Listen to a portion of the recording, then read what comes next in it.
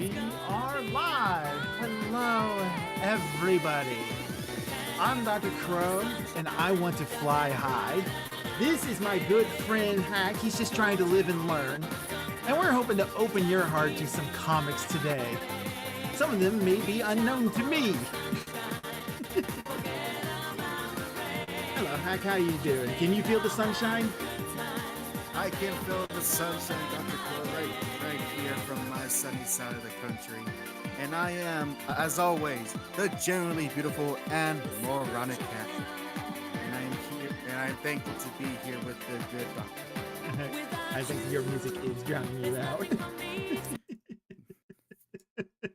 It's all right. It was only temporary, or I could just do this and just lower it a little bit, like background music, you know? It doesn't have to be front stage and center. There we go. Now is it drowning me out? Good. Not drowning you out on my end. Then that's good. That's the only end that matters. Let's see how it's going. Phrasing. It is the same source. I have the mics all set up. If it becomes a problem, we'll have to shut it off, and we'll have to go with this guy named Jack, I suppose. His music. Which, funny enough, the music you're hearing is also made by a guy named Jack. Technically, Jacques. Jacques. But I won't be playing it through rounds. I just got into Sonic R mood because Sonic R. I don't care for the game itself, but its music is underrated music. The music is fantastic, and it's a consistent thing with Sonic video games. Is the stories meh, mechanics all right, levels passable, voice acting, sound design, it works. The music, spot on almost every time, right? Banger, banger, banger. It is a bop, even with the only exception being Sonic Boom. It's the only exception. There's a couple of stinkers outside Sonic Chronicles. Ugh. That's not music, first off. That is not music. Especially because it's a shame because Sonic Chronicles has that opening guitar riff, which is beautiful. But then you hear that opening music in the first area, and immediately you're like, oh well, only on the DS, only on the same console that gave you Sonic Rush and Sonic Rush Adventure. Here's also Sonic Chronicles. Thank you, BioWare. Thank you, BioWare. I'm glad. You know what? I'm glad that they never made another bad game ever since. BioWare only made excellent games from there on out, especially in their Mass Effect series. Hey, it wasn't too. Well, actually, it was more than a decade ago that Mass Effect 3 was their worst game they ever made at the time. Isn't that funny to think about? Man, if Mass Effect 3 was the worst game you ever made, that would still be really high standards for a company. And you know what's funny? It was only that because of the ending and nothing else. Yeah, everything else in Mass Effect 3, it's like, oh, this is perfect build-up. This is all the build-up we ever want. We get to see all these brand new husks, variants of the other alien types in there. We're gathering up all the troops together. All our decisions are finally coming to a head. Endings 1, 2, 3. Pick them. Which color is your favorite color? I have a fun anecdote. So I have very limited experience with Mass Effect 3. Don't worry, we'll be talking about Sonic, guys. So any Sonic fans, hold your speed shoes. We'll be there. But my little short anecdote about Mass Effect 3. I have very limited experience with the series, and maybe one day I will do a genuine playthrough of the trilogy. But my only experience playing Mass Effect 3, I kid you not, was playing the Wii U port of Mass Effect 3, where that game exclusively has an opening comic where you read a condensed version of Mass Effects 1 and 2, and they provide you with all these important decisions in those games to set up Mass Effect 3. Decisions that you have very little context for. Yeah. Yeah, Mass Effect 3. It's definitely, you gotta play the first two games if you're gonna play Mass Effect 3. I know. I figured maybe I just always just curious, considering that was like it's the only Mass Effect game you can play on a Nintendo console. Now, unfortunately, the only thing I would put a con on Mass Effect is that Mel Shepard can have longer hair. I don't care if he's supposed to be a military man. He stopped being a military man after the first game. I should have the option to have longer hair, dang it. This is All my that role said, play. Tim Shep is definitely the better of the two actors, I think. I never pay attention to that. Because it's me. It's me. It's me. It's supposed to be, I'm Shepard. I'm the captain now. I'm the captain all right. now. All right. Enough about Mass Effect. Let's talk about Sonic. Yes, we're living in the city right now. Living in this And actually, before we start, I didn't get the chance to finish the Knuckle stream. How did that end? I'm sorry? I said, how did your Knuckle stream end? Because I wasn't able to watch it all the way. All right. So, were you there when I got to the desert? Yes. Did you see me get to the end of the desert? No. Well, I didn't. So, that second Sanopolis level is obnoxious. Like, that was fun for the first 3 minutes, and then it kept going. Oh boy. I I think someone was commenting and warning you about that. Yeah, there was a guy named like Master Emerald or something like that. He's new to the channel, and I hope he subscribes and comes back around because I want the numbers to go up. Yeah, he was like commenting about that stuff, and like my wife Pixie, she eventually like told me, hey, there's a level select screen we can get to. We figured out how to get to that, and I just skipped the rest of that and just went to the next level. Well, you know what? If I ever decide to stream Sonic games, not saying I will, but if I do, then I am going to. When I reach that with Knuckles, I'm gonna actually try to see if I can beat it. Because by God, if I can, I know it's not 1-to-1, but if I have the patience to get through the final stages of a Mega Man game, and I've done it 5 times now, being Mega Man's 1 through 5, I think I can handle Sonic. Choose to believe. And don't tell me the music is distracting, even though I just pause it. yeah. If we need some background music, I got some Jack tunes on the very low. Low. Yeah, now you're not trying to just talk playing over it just- yourself. I was just playing this to have fun. Now, if you didn't want any background music, I'll leave that up to you, because the good doctor has taste, I assume. Nev's over here telling me Snapolis requires skill. She just told me to get a skill. It's a skill issue. No, that was annoying. That level is twice the size it needs to be, especially with the 2 gimmicks it's got going on. Like, I don't mind either of the 2 gimmicks of like the puzzle, the switches I gotta throw and then reach to the end of before they close, and having to dodge these ghosts. Like, I don't mind those 2 gimmicks. I don't technically mind them together. But when you have a switch that you gotta throw that's got like a 3-second interval to get to the exit, which is on the other side of a low-hanging plateau, so you can't just spin dash to it, and you gotta worry about these ghosts popping up, no. Just no. Well, it sounds like you weren't fast enough. Was I too slow? Indeed, you were, which means you chose unwisely. Yep.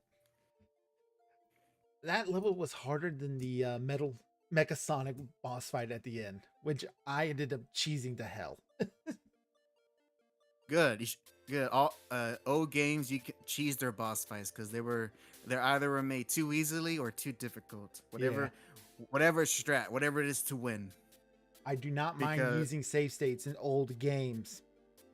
I don't either, but I do it because I am just masochistic like that.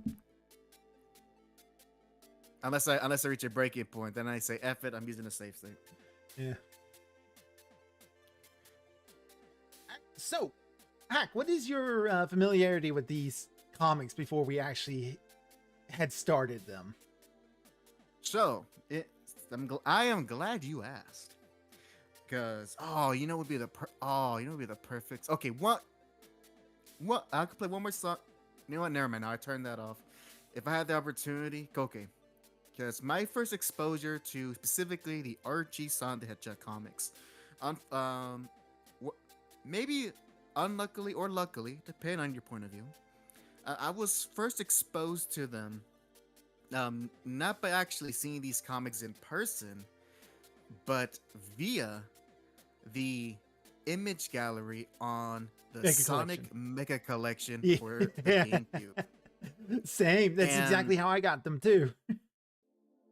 and as a kid, I would spend lots of minutes just going through looking at each of the cover of all the Sonic comics that released at that point in time, and just kind of like creating a story in my head just based on the covers, and just also seeing the art transitioning to how it ended up being to that point of time from how it started. And some covers are pretty good that I still remember to this day. Some are infamous, which thankfully none of the issues we'll be covering have any infamous covers. That's on the deeper end of the Archie series. Yeah. Yeah. So that was my earliest exposure to them, but I then never read it.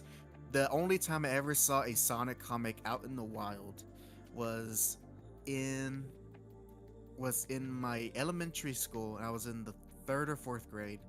And in the library, there was just a random issue of Archie Sonic. I can't tell you the issue number, but all I recall is seeing Sonic and Knuckles on the cover. That's really it, and it was what would have been a new issue at the time, so the early 2000s. That's the only thing I could say of what it was. And after that, I've only known about Archie Sonic through pop culture osmosis. I never sat down to actually read it, not in any serious capacity until this stream.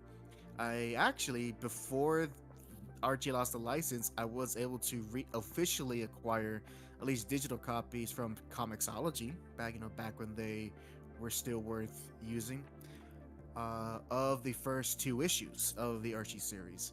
But other than that stuff, and just stuff I learned, especially all the Kim Panders controversies, as the British say. That's really it. That's really all my knowledge and exposure to Archie Sonic. Yeah, I've talked about how the Sonic the Hedgehog comics were the first comics I ever got.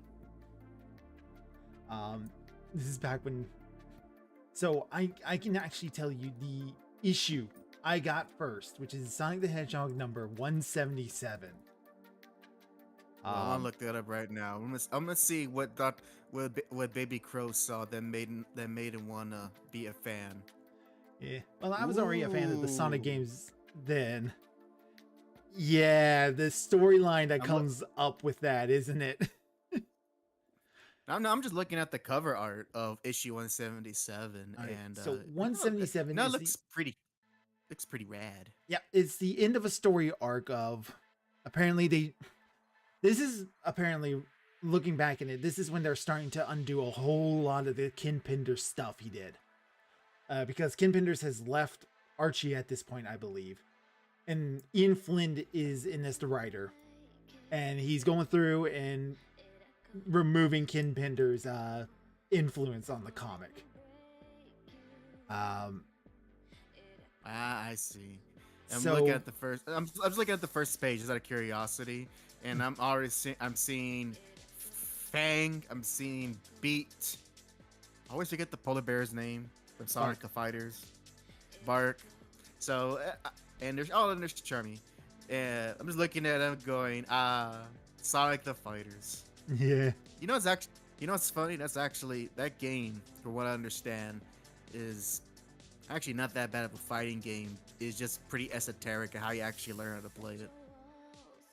Yeah, so I got this one, and they they escaped from Eggman and whatever plot he has. Like he's using people to power his city, and that's how they killed off a whole bunch of characters that they didn't need anymore, or were derivative and pointless. Which I thought that's kind of brutal, isn't it? I wasn't aware of Eggman's game in the comics at this point. They made the new city. They got Nicole an actual like hologram body, all this stuff, and they go out to fight Eggman and all this, and then they start the House of Cards storyline, the very next issue, which that is a pretty infamous issue that people don't like because it's the one where Sonic and Tails fight. Oh no! Oh no! It's like when Batman and Robin fight. You're like, stop fighting! Stop fighting! Yeah. Of course, me as a little kid, I bought into the hype. I was like, this is so cool. How are they going to do? And it's like, who the hell's Fiona?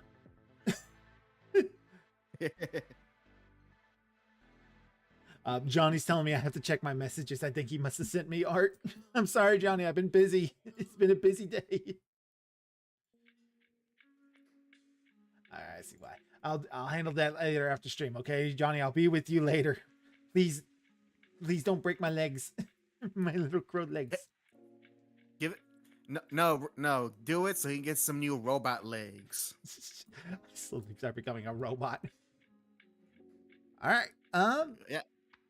So that was my introduction to the Archie comics, and I followed that all the way up to 199, and then I was late in filling out my subscription form, so I missed 200 and got back in on 201. I know. Dang, you could have, if you had that 200th issue, you could have sold it for a good chunk of change. Yeah, because that's actually a important issue. It's a monument issue. Understand it's stupid. And then I followed it for a little bit, and then I just like, this is getting really stupid. The cycle of any long running comic series. Eventually, you come to a point where, okay, this is ridiculous. I'm out.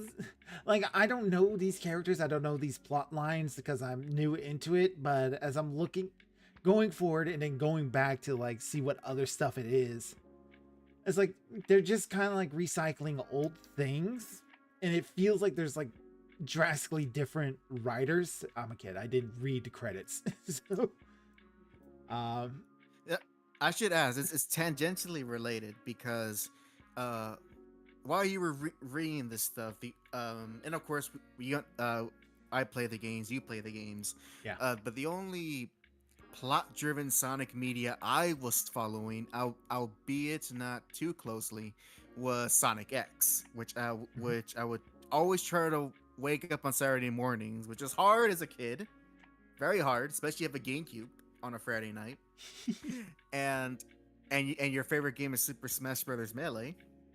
Anyways, I will always try to at least try to be up to date with Sonic X on the Fox Box. Box. Before it was 4Kids TV. But unfortunately, I never stuck around. But I did own a VHS copy of what was like the first three. I think the first three episodes of Sonic X, and then like for some reason there's a random episode that jumps forward to the start of the Chaos arc for some reason. Yeah, so like the Sonic X, that first season, I guess I don't know enough about like the actual meta reason behind Sonic X. I guess my guess is it was originally supposed to be a new show with the characters. And then season 2, they decided, okay, we need to tie it into the game. So we're going to do the Sonic Adventure storylines. So they did Sonic Adventure, Sonic Adventure 2, and Sonic Battle.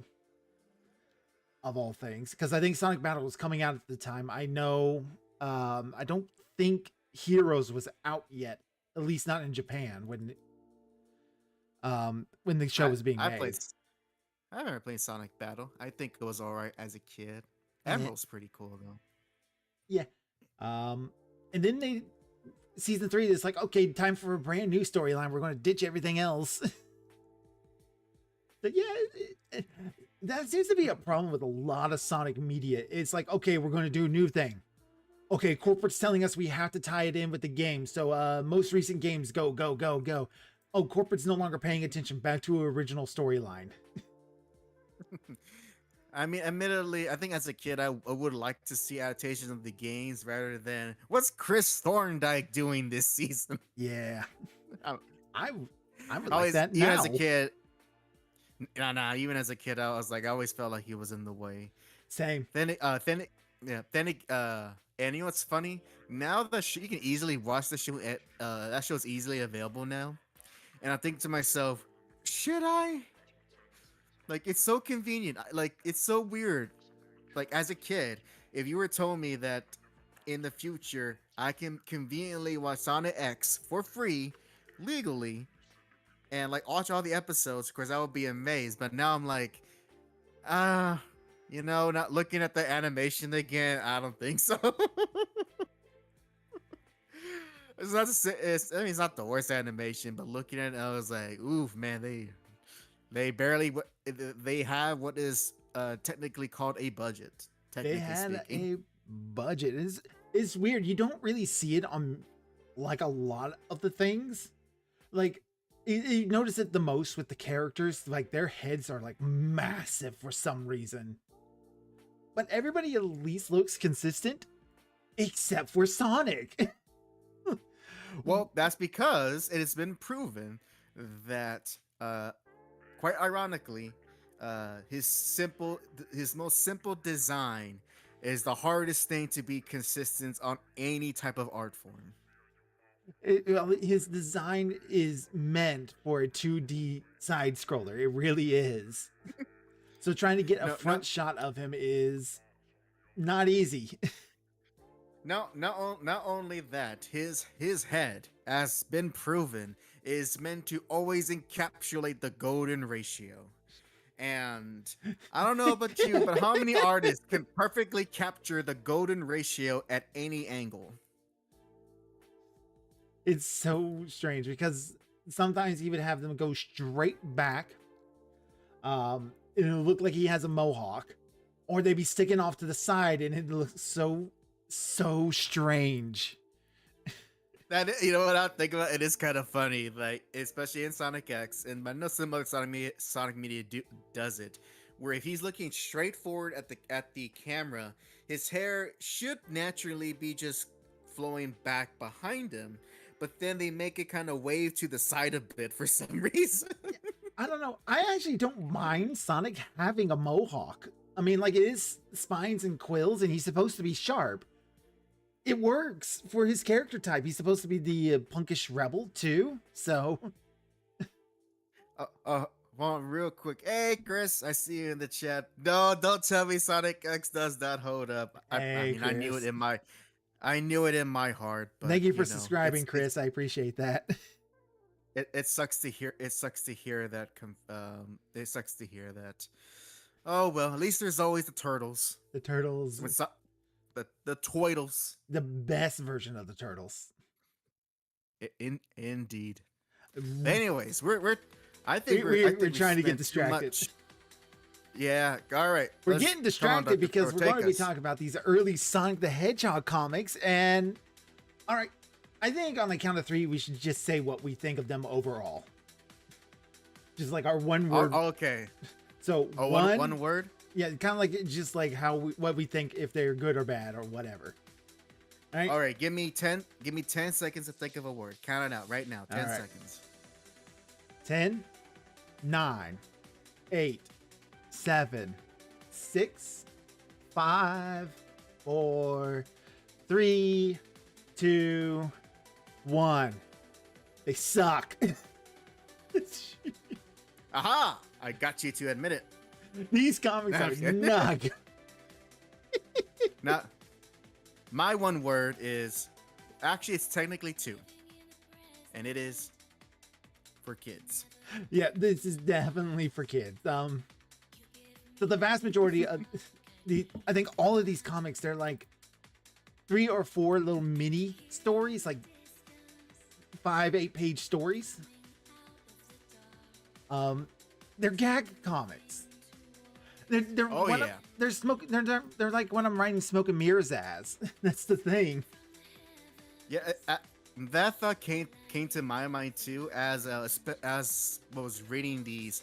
Actually, I do want to ask: did you bother to read issue 0 of the first Yeah, miniseries? I read all 4 issues of the miniseries and all 8 Okay, issues of so the start because issues 1 through these issues are different.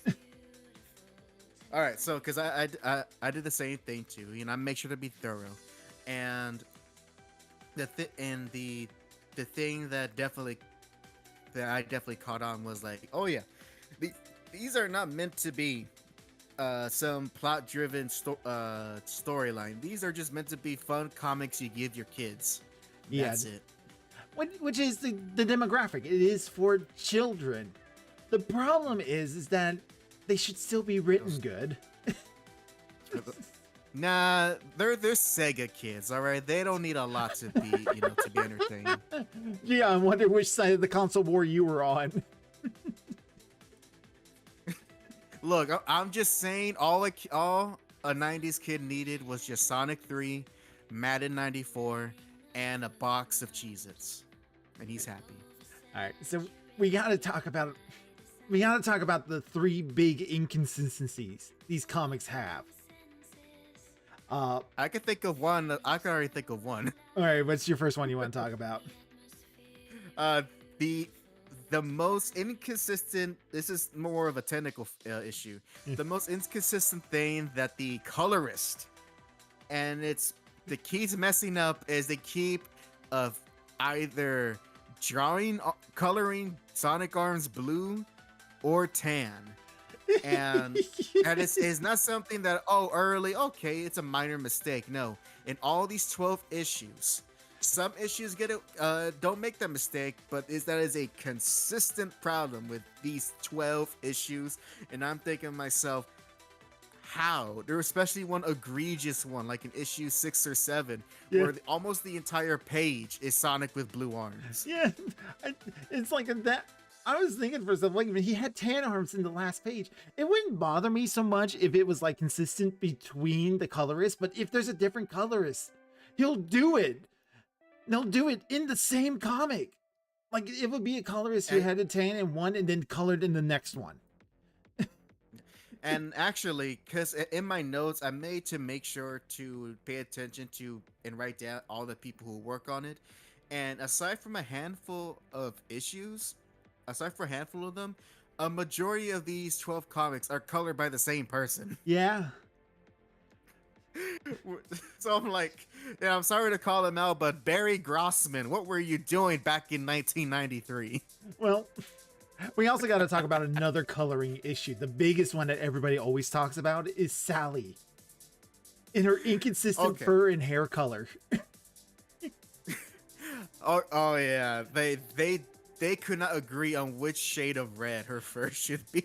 Okay, so in the first one, I think in issue 0, she is like orange with yellow hair. And then she becomes... She was a blonde. Yeah.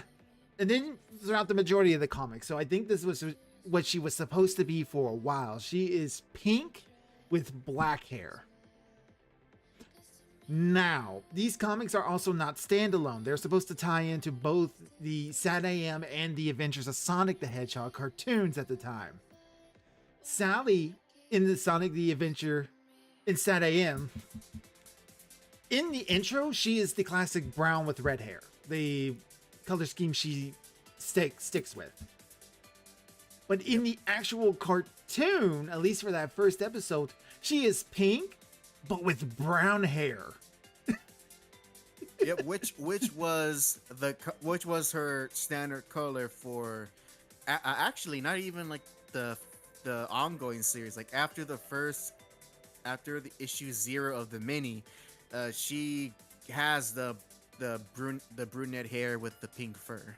Yeah. And she's consistently that. So for me, even though in hindsight we know what her true color scheme should be, at least they were consistent early on with the color scheme they picked. Yeah, because they're making jokes about it too. In the comics, Sonic at one point asked Sally, "Is like, how come you changed your color of your hair?" Yeah, which I'm glad the books are self-aware enough to call that out. Yeah, I think there's a joke in, I don't know if it's in one of these issues, but I've seen it before where Sally is like taking a bath after like a bunch of paint poured on her and dyed her fur. Yeah, I record time about. Do you know what also was another inconsistent thing in these 12 issues? Yeah. So in your opinion, and the chat could chime in too. Is it Boomer or Rotor? Yeah, that's another one. It's Rotor. It should be Rotor. You sure? He looks like a boomer to me. Okay, Boomer. I was always on the thing that Rotor sounds more like, because he's supposed to be a mechanic. Rotor is a mechanical part. Boomer doesn't fit. That's always been my stand. One, I actually do want to say, in regards to, okay, so I don't know if you, I don't know if you read comics this way, but I believe it. I think I like to believe everyone does, but when you read a comic, not just this one, but any comic, do you like in imagine in your mind a particular voice that comes out of these characters? A little bit. So with these comics, like these 8 comics, I am picturing the voices they had in Set AM. So Sonic sounds like Julia Wide. Sally sounds like whatever her name was. Like they sound like they're those equivalents because they're supposed to be. Like in my mind. And as it kind of goes on, they'll probably sound more and more kind of like, honestly, I always go default to Jason Griffin for Sonic. Same here, and I also want to add that, Yeah. because I think I watched a handful. Actually, no, I saw more of the Adventures of Sonic the Hedgehog. I remember renting a VHS tape of that from Blockbuster many moons ago. Yeah. So I'm actually more familiar with that show than the other Sonic show. Oh, and Sonic Underground. Like I saw like the 2 worst Sonic shows and the one that people like. So, actually don't know canonically how Antoine and Rotor are supposed to sound. So to me, or even Princess Sally. So in my head, as I'm reading their dialogue, the voices I hear, I think to me, Princess Sally, I think she sounds posh, like because she's royalty, she's supposed to sound posh. Yeah. Same thing with Antoine, he's a dandy. He has a French accent. but with Rotor, aka Boomer, aka the Walrus, yeah, I could not figure out his voice because because the fact that he's a mechanic and it showed that he's very handy, I'm like, okay, I need a voice in my head in which he sounds very competent, self-assured, and such. But then he would do things that make him like really goofy, and at a certain point, as I'm reading, I'm like, I have no other voice to use aside from actually like literally goofy. Yeah, that's exactly what my wife was expecting, and he does not sound like that in the show. He kind of sounds like the most. He's just kind of like, just like your basic teenager, not even like, bruh, whoa, or at the time stuff. He just sounds like a dude. Oh, damn, he's one of those teens. He's one of those teens that puberty hit them hard. Because I did not think he was supposed to be that young. I thought it would be like the oldest one of the Freedom Fighters. He is the oldest one of the Freedom Fighters. That's the thing. I think canonically Sonic is 8. In this game, I mean, not game, and that's what he's supposed to be in this series. Dang. Yeah, he's like 8. He's like 8 or 10. I know Tails is supposed to almost be a toddler. Oh my God! Someone call the authorities. Someone call the authorities on Uncle Chuck for child labor. Here's the thing: is right now, like this has always been a problem amongst all the Sonic stuff, is that they never had a consistent age for these characters. My guess is it's not actually all that important. Oh, of course, yes, of course. But you gotta be consistent. And I would say that as the way Sega has always envisioned him as a young, brash American hedgehog, Yeah. that's what to me he's gonna sound like either a cocky teenager or a cocky young adult. But in these comics, like they're clearly like punkish kids. They're not teens, and they talk about that a lot. Yep. And And I think Tails is the only one you can really see as an actual kid. yeah, I mean, like in later comics, Amy gets introduced, and because they didn't know her age, she's legitimately like a little child, and she's too young to join the fight. And then they had to get everybody's character designs to match the Adventure series when they started doing that arc, because Sega demanded it, and everybody was like, "Well, damn, Amy is clearly at least almost an adult in those games. The manual says You she's know, 12. I don't buy no, it." no, you gotta, no, you gotta do the one trick every artist use in their when they make their fan fiction at the start of every story. All characters depicted are over the age of 18. That's how you do it. 'Cause, I mean, like if she's 12, that game we're getting upskirt shots like crazy on her. Um, it's just like it is.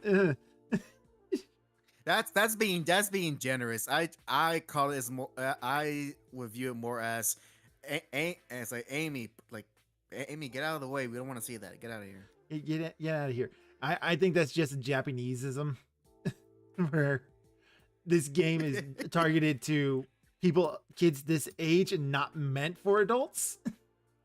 Well, of course, because only true men play the Sega Dreamcast. Can I have Dreamcast truthers in the chat? Rise up, please. Rise up. There's also Rise up. there's also one other inconsistency I've noticed that's actually, it's a small one. Eggman's name keeps changing. Now, okay, elaborate, because I thought they were pretty consistent on calling him Ivo Robotnik. Yeah, you would think that, but the first name that we get for him outside of just Dr. Robotnik, and this is before they started calling him Eggman too. They never call him Eggman in any of these. Yeah, which they is called something I him had Julian. to adapt. Julian, I don't Yeah. remember that. Where does that show? Where's your proof? Show me the evidence, Nick. It's evidence. He wants evidence.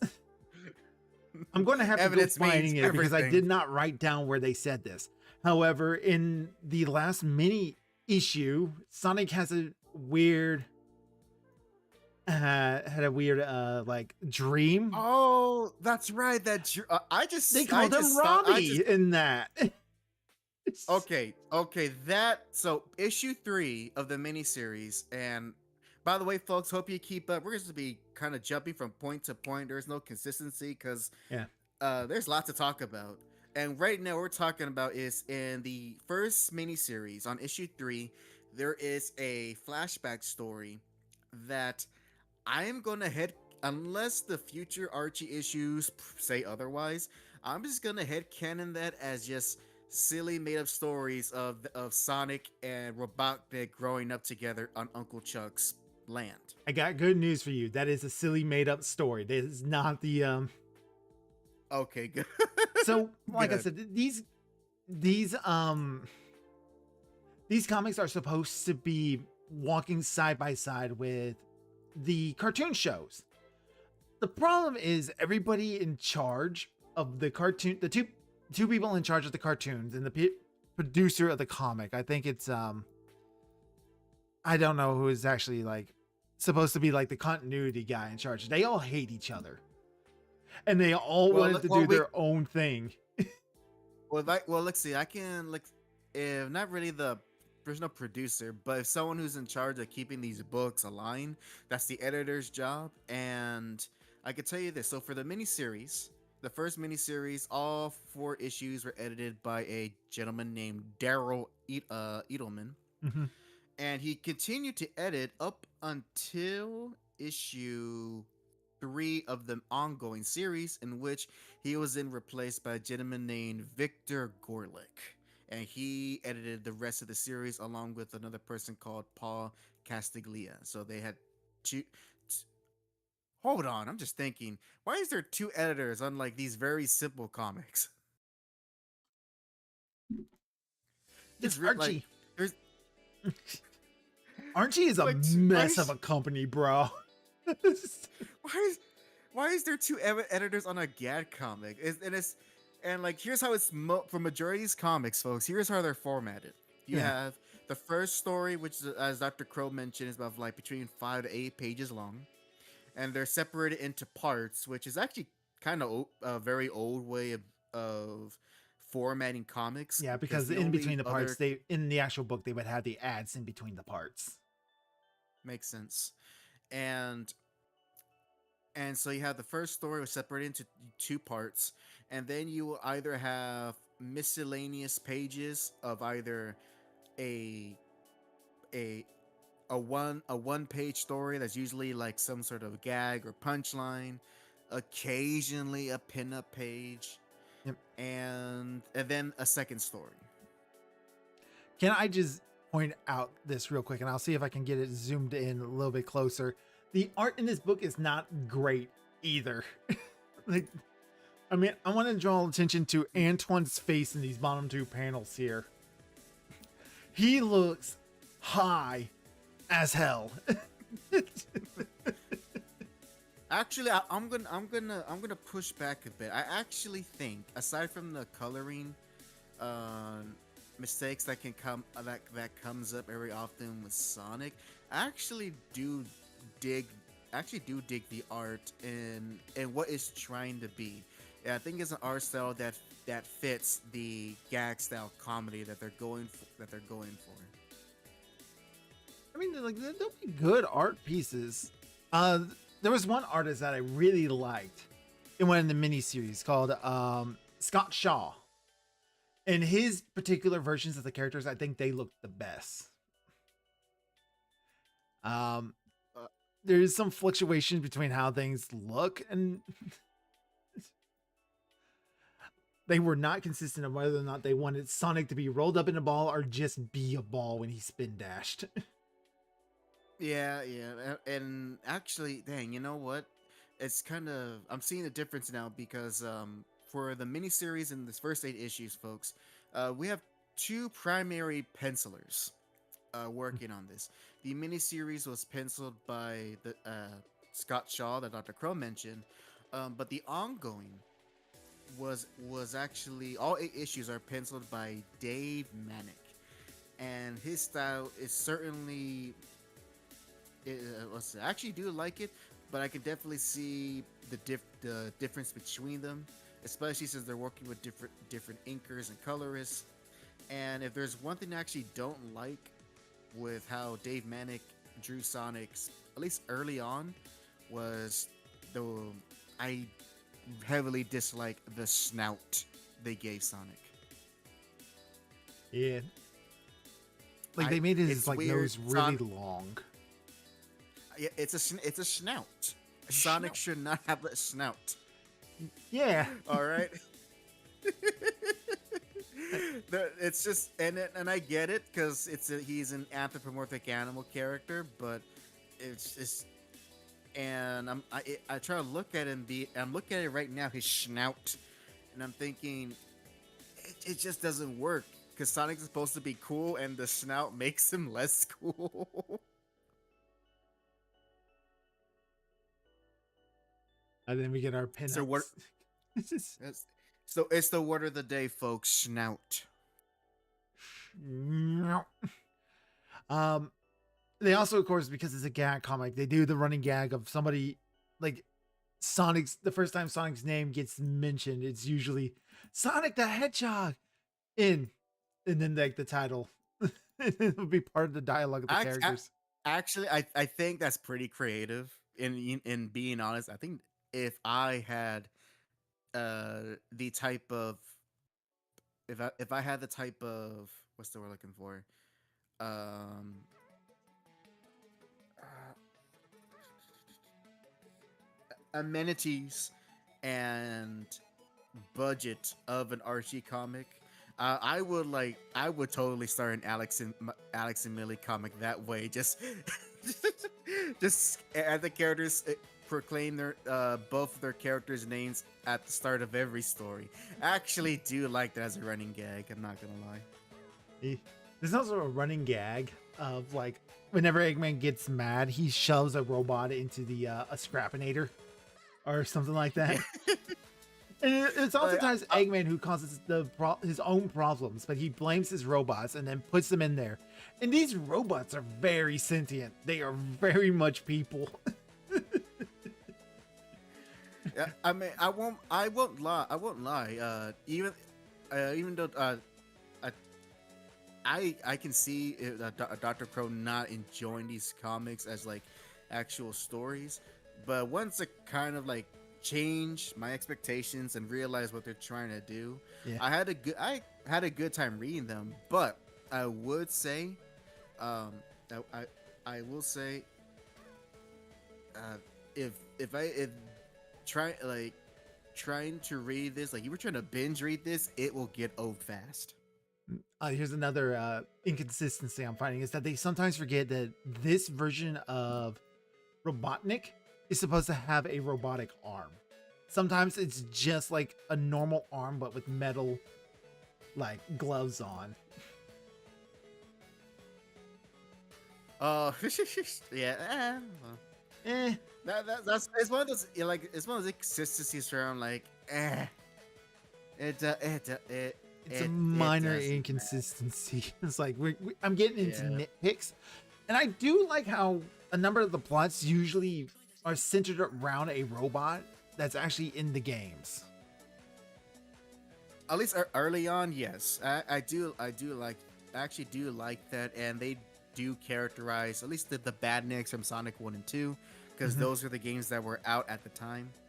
And now I will forever remember who Crab Meat, Caterkiller, and Gotta kill Burrow yeah, let's say Caterkiller. Yeah. Caterkiller. My I mean, arch what? nemesis. Fuck that thing. And we can't forget Burrowbot. We can't forget Burrowbot. Burrowbot. Yeah, those kind of Burrowbot and Crabmeat are kind of the main badness they always have like a feature on up until they introduce Scratch and Grounder and Coconut, who were in for like one story and then gone. Yes, although I do find like the last, I did have a good chuckle at their last appearance in these their 8 issues, in which their audition, like when they're like doing villain auditions, and in it you could see like other villain characters from other comics, like you could see Lex Luthor and the Green Goblin. Yeah. I thought that was pretty funny. This And- comic here predates Sonic Spinball too, so I love this. Like, there's also the swap bots. They get featured a lot. I actually like the swap bots, mostly because I like how they have very human dialogue. Mhm. But in my head, I give them the most robotic voice. So hearing them doing their jokes, it's funnier to me seeing hearing very roboticized voices trying to do humor. It's funny to me. I'm not saying it's the comedic genius, but it gives me a chuckle.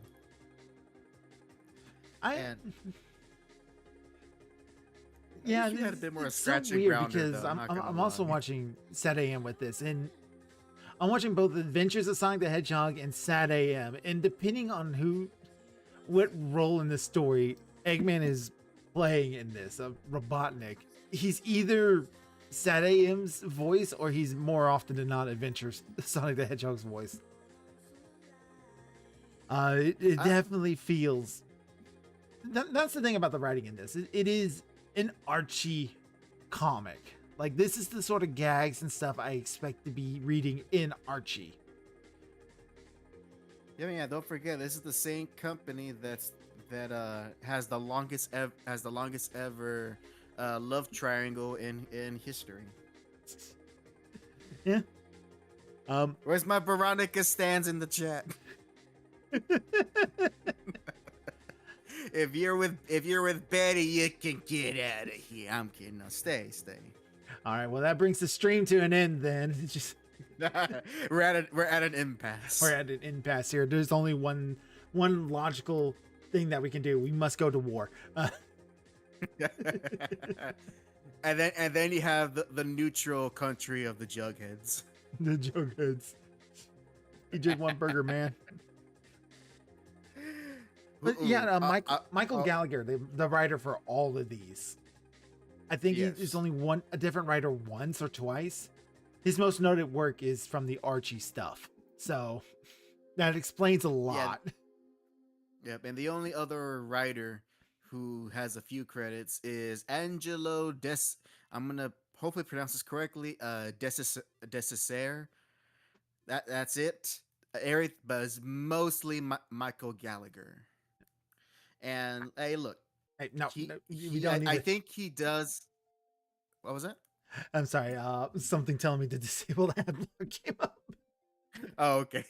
Sorry, I can't see your screen. So, Mm. but I was saying that for what this is, I think Gallagher did a. I think he did the assignment that was given to him, and he was trying to be fresh with every issue with all the jokes. Even if at one point, especially with issue, I want to say 7. Yeah, issue 7. I think they just too many puns. Like there's puns in every issue. Don't there is, but issue 7 to me was the punniest. And at a certain point, I was like, okay, come on, dial it down, let's bring it back. So I have up on screen Scratch and Grounder's first appearance in the comics, and they really tried to set up like the dark, ominous shadow of like how tough they're gonna come in, like the big frowny face and stuff. Because it's their origin story, even for the Adventures of Sonic Hedgehog, which I think predates this by a couple of months.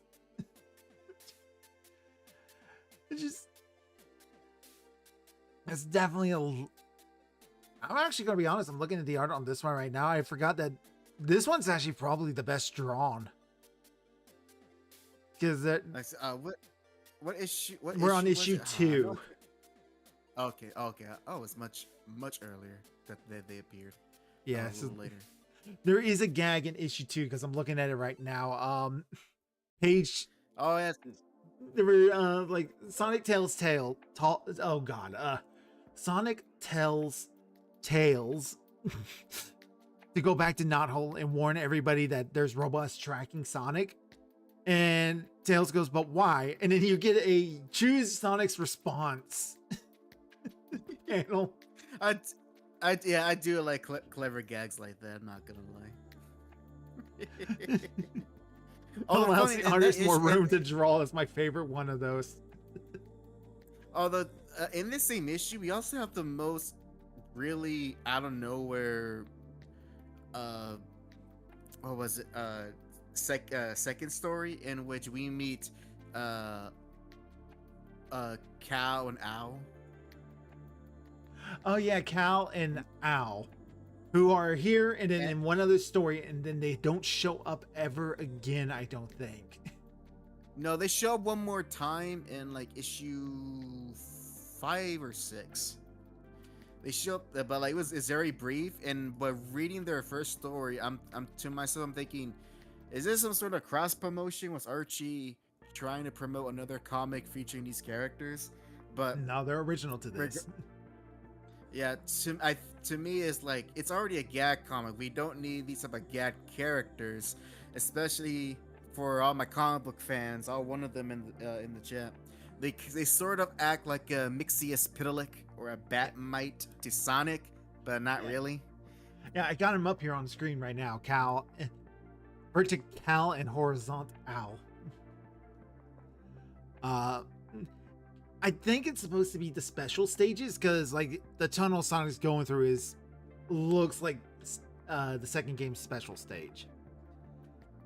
Yeah, the special zone as they call it. Yeah, special And zones. Yeah.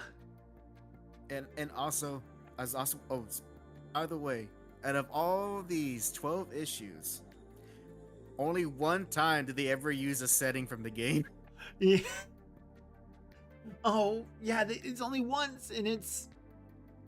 Oh God, where is it from?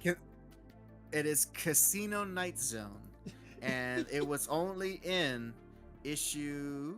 If I could find it real quick, it was only in issue. The speed reading my notes. Speed reading. Speed. I'm fast, quicker than quick. I'm lightning. In the first issue of the ongoing. That's where you have Casino Night Zone. It's in the second story. And in it, that's actually funny enough. That's where you get Sonic being put into a pinball mechanism. Yeah, we were just talking about that one. Before the actual promotional issues promoting Sonic Spinball, which I thought that was a waste of an issue. That was he doesn't even beat the game. He doesn't. They do that. Sonic Spinball is a failure of a game. And then they were like, "Oh, if you want to see us finish it, write it as in the mail."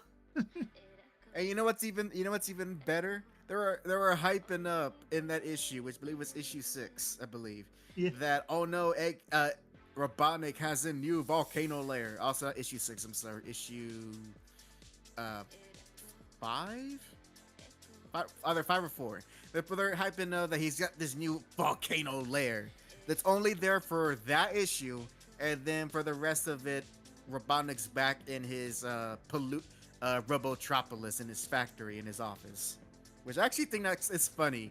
He's this maniacal overlord, and he chooses to work in an office environment. There's something funny to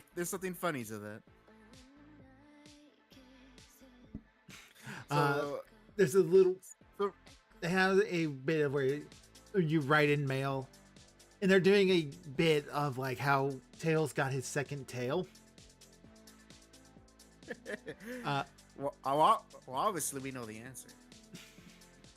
Yes, we do, and we're not allowed to speak of it. He's a damn mutie. No, he's a damn mutie. That's what he is. Kill the mutant, the heretic, the psyker. Would Sonic be considered a mutant too? He'd be considered a Xenos at the very least. Because Mobius is supposed to be a different planet.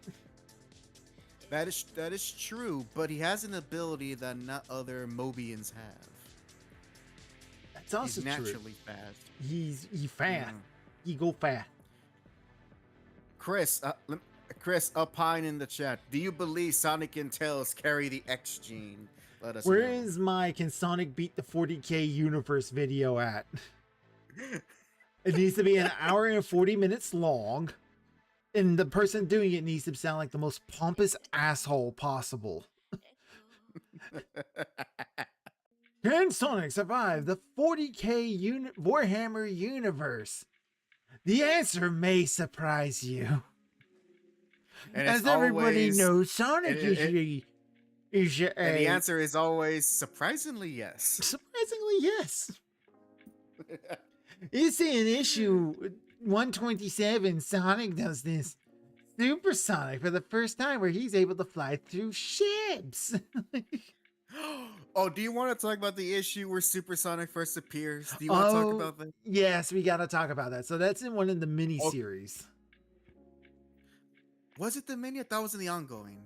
I have not seen it in the ongoing. Okay, let me look at my notes. Let me look at my notes real quick.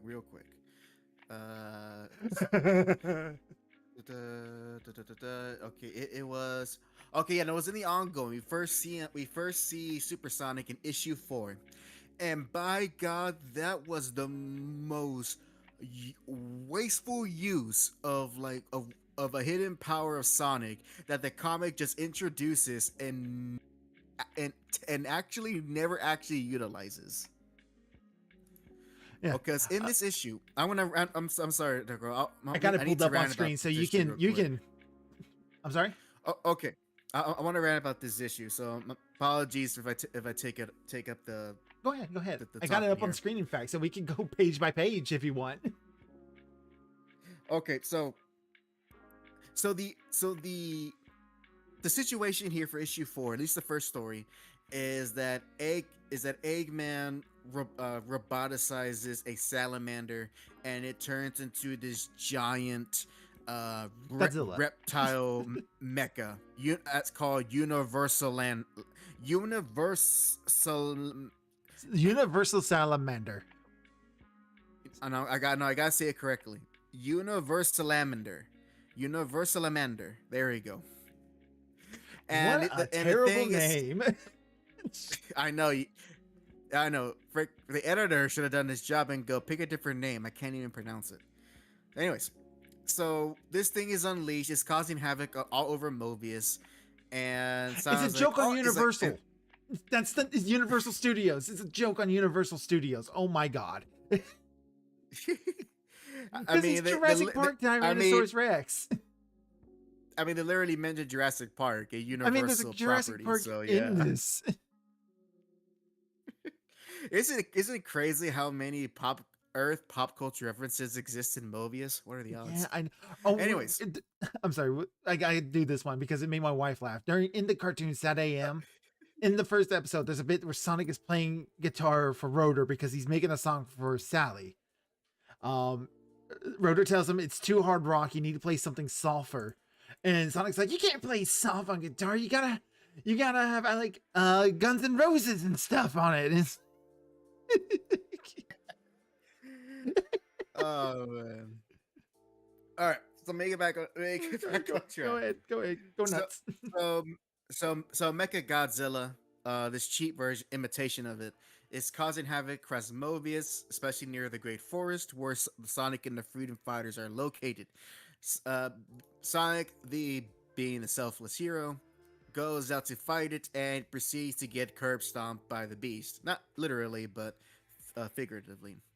And in the second part of the story, Sonic narrowly escapes being eaten alive by the monster, and here it goes. So he off panel exposits to us the reader that, and I quote, "Luckily, I was recently able to collect all 7 Chaos Emeralds along with 50 rings, and stashed them near the star post. I hope this works."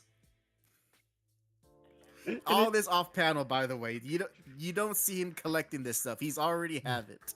This is our first mention of the Chaos Emeralds too. The single most Yes. important items in the Sonic the Hedgehog universe off panel. Oh yeah, I gathered these up. Yeah. Funny enough, not the first emeralds we see, but No, it's not. We'll get into that in a moment too. Yeah. So he and not using the logic of the game, because if he has all that stuff, he can just turn to Supersonic. But no, but for the comic, he has to do the special zone. Then he can become Supersonic, and he does so. He turns to Supersonic. It's cool. It's hype. He doesn't fly for some reason, but whatever. He goes back to fight Mecha Salamander, and initially just tries going through him, but initially he doesn't like try to do a physical attack. He Kitty prides through him. He shadow cats through the monster. Yeah. Oh, did I neglect to mention that another one of my supersonic powers is the ability to jump through enemies? Exactly. He confirmed he is a mutant, and he gets what does he get from and at this point Boomer? He gets the reduce enlarge component that they scavenge from a swap truck. And instead of actually using his powers to defeat the lizard robot, which would have been cool, he instead uses the powers to just simply flee from him from a bit, and then get a different device to shrink the robot and then defeat him by crushing him under his feet. And as Arenas, I'm going, Sonic, you didn't need the Chaos Emeralds for this. No, you didn't. It feels He did. like I said, because it's in the game, they felt like they needed to add it into the comic. And this is during It when definitely so. so Supersonic was, I guess, not really all that important in Sonic 1 and 2, to be fair. I think he was only it was only established in Sonic 2, I believe. I don't think he's in Sonic I know 1. you have to get the Chaos Emeralds in Sonic 1. I don't know if you can go Supersonic in Sonic 1. Someone in the I chat can will look that correct up us, of course. I can look that up real quick while you while you continue. Yep, this is I thought. Oh yeah, and then immediately after this, we get the last scene of, at least for these issues, of Scratch, Grounder, and Coconuts at the villain auditions, and it's clearly Doctor Doom, Lex Luthor, Green Goblin. I don't know who those other two are, but the lady at the desk, I think, is supposed to be the lady in Ghostbusters 2 who runs the office for them. Janine? Janine, yeah, it's clearly supposed to be her, or at least that stereotype. Out of the secretary. And also, I found confirmation, and Pixie confirmed it in the chat. Supersonic first appeared in Sonic 2.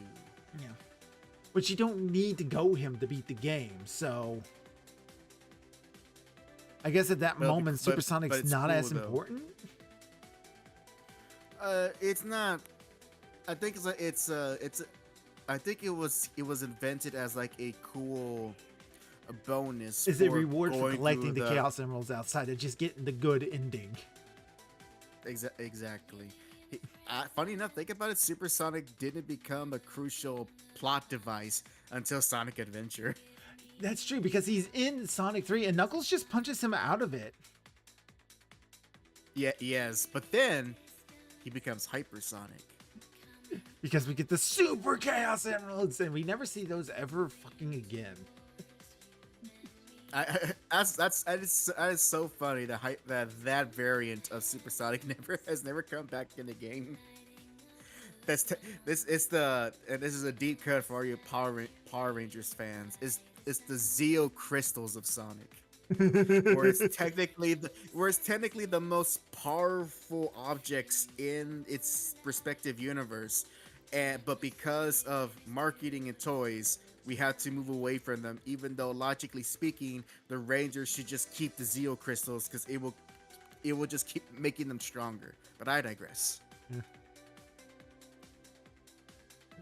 A lot of these stories, it's hard to talk about. There's this immediately after the Salamander. The next issue is the one where they play baseball. Oh, and not baseball. Have all the sporting events, the Olympics, essentially. Oh, I actually did get nice chuckle out of that, mostly just from the ending punchline. I mean, you could see it from a mile away, but I always appreciate a story where like the person you least expect win. And I think, you know what, Antoine, he deserves all the L's, but yeah, you got to give him a dub on occasion. Antoine's life is a big ass L. All right. My God, so he is a joke of a character. He's the last of the Royal Guard, and it's his job to train up the new ones, but he's like the bottom of the list. He's fawning for the princess who has no interest in him. And yet never wants to commit to Sonic. Shame. Yeah, strange. And now she never and now she never will. And now she never will. You had your chance, sadly. You had your chance, man. But to be fair, in later comics, he has his own growth to actually become like a very brave and noble hero. He gets over his petty and jealousness somewhat. Actually becomes a respectable fighter. And he snags probably the best female in the group. He gets Bonnie. He gets Bunny. So. Who Antoine? Yeah, Antoine and Bunny get married for a while. I'm sorry to hear it. I'm sorry to hear it didn't last. Yeah. So it becomes a bit of a problem because I think there's a subplot where Bunny is upset she can't have children for obvious reasons. Dang, I didn't think it'd go that heavy. I know Ken Pender's writing, right? Oh, that explains it. I think there's a lot of issues because Ian Flynn, I'm going to be honest with you, he's not much better. He is clearly a heavy shipper. He likes his ships. But then Sega came and stepped in. It's like, hey, after the whole Ken Pender sued us thing, it's like, you gotta start following the games better. So it's time for a hard reset because you can't use most of these characters anyway. So they reset. Bunny gets turned back completely organic, but now she feels useless to the team, so she leaves, and then the comics get canceled. Oh damn, that's a hell of a way to So end. they get a divorce, and she leaves, and that's the end of it. Well, you know what they say. And then it Yep, gets that's all. funnier too, That's because there for a while there was like a fan push to try to like continue the continuity as if the comics didn't happen. There is a story in all of that. There's a story in all that where Bunny she goes to one of the Egg Legions, who are partially roboticizing themselves, almost like a cult following for Eggman. And she goes through partial roboticization, but she means she's now working for the Eggman Empire. And as they're dealing with like, okay, well, I guess I'm the bad guy now. It's so dumb. or maybe it isn't. It's been a long time since I read them. It could be better in context. It could be better. I don't know. Can't be too dismissive. But yeah, and actually, do you actually want to know what's my favorite of these 12 issues? You actually want to know which one's my favorite? Which one? Would you like to? Actually, it's pretty obvious, but I want to see if you can make an educated guess. I'm going to guess the one that is actually my favorite. It is the mini issue where they focus on the crown of Mobius. No. No? My favorite issue is actually issue 8, and that's because I am a dumb, biased comic book fan. I was about to joke because you were done and you didn't have to read anymore. No, to me, issue 8, for context, everyone. It's basically it's a comic that's just parodying it's a Sonic comic that's parodying comic book, specifically superhero comics, and to me, I just enjoy the fact that because the Crab Badnik has a comic collection that inspires Robotnik to create super bots, and so he sends like all of these clear parody robot of famous comic characters after Sonic. And I have it pulled up. His comic collection consists of 3 comics, and all 3 of them are the same issue of Sonic the Hedgehog. Well, that's just the first page. That's the the narcotics he was busted with.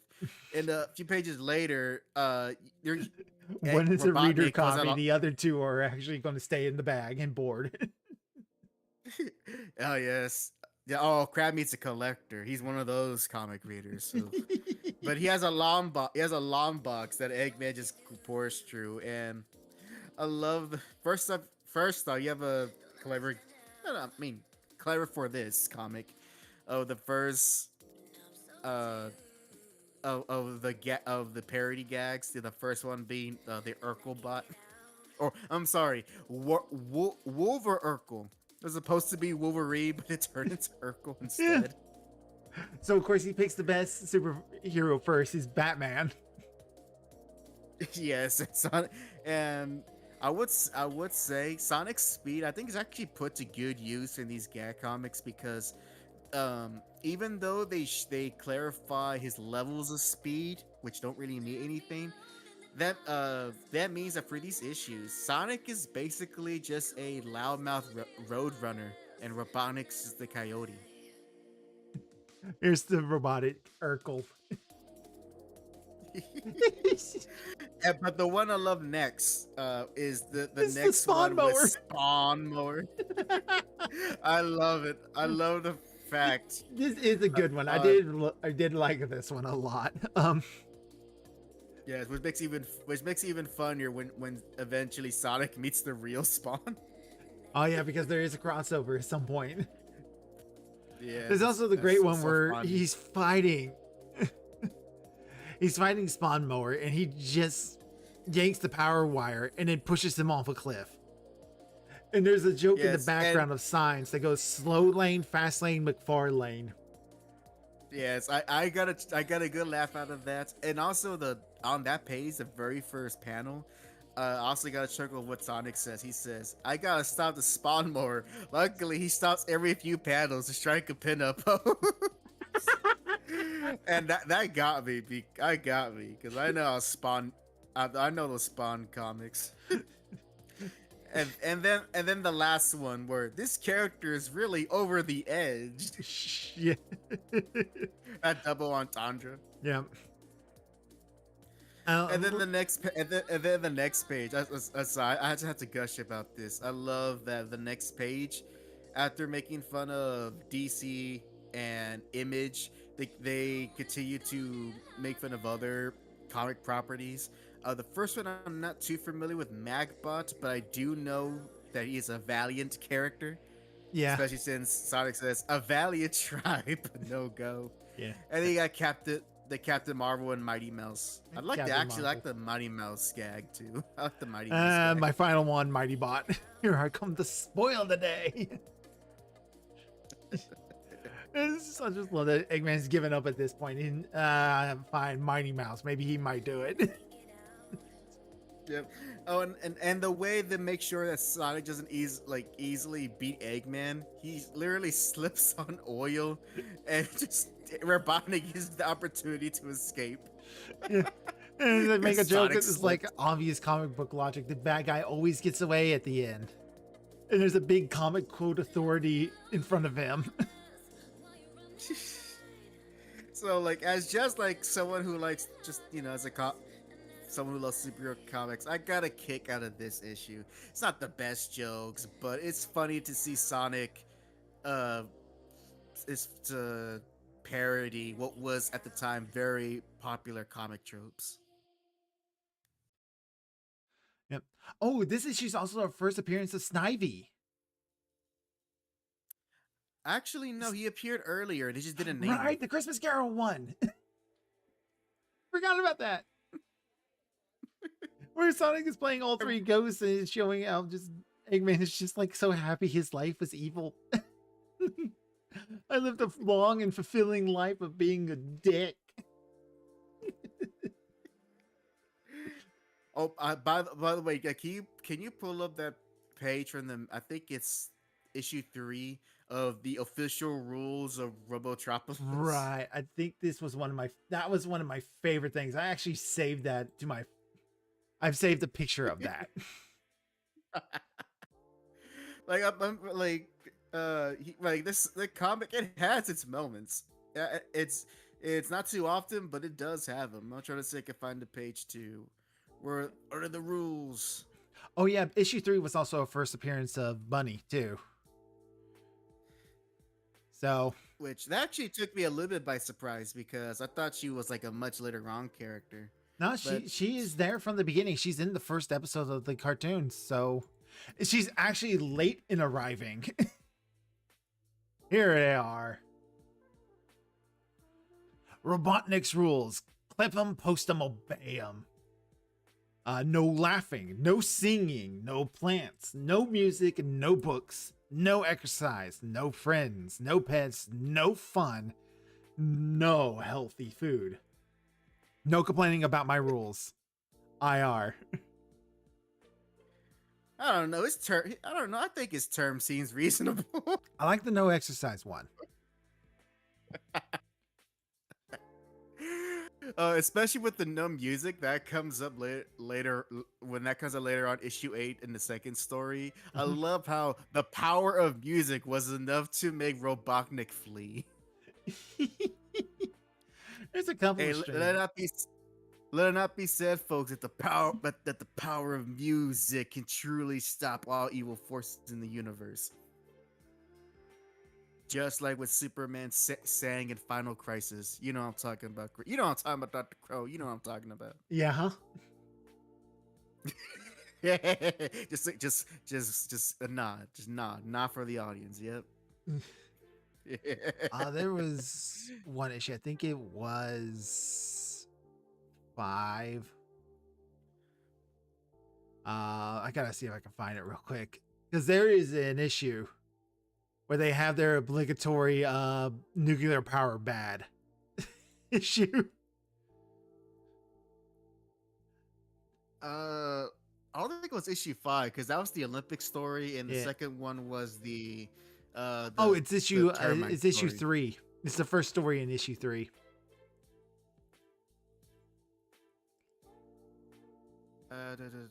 Oh yeah. I actually thought, you know what? I actually thought that actually kind of got me a little bit with the bomb because I'm like, yeah, I could see Robotnik making a dangerous bomb. He absolutely would make a And nuke and use it for fun. yes, so I bought into it, and then all it's revealed, as the punchline, it's just a It's bomb a to get rid of bugs. yeah, because these places. And there's also a gag in here. Like they're talking about like how he's gonna blow everything up, and then it shows a graveyard of everybody buried. It's got Boomer, Sally, Sonic, Uncle Chuck, Mutsky, but it's also got Antoine's grave in here, and it's gilded. Well, I like how his is gilded, but not Sally's, even though she's a higher authority than him. Yeah,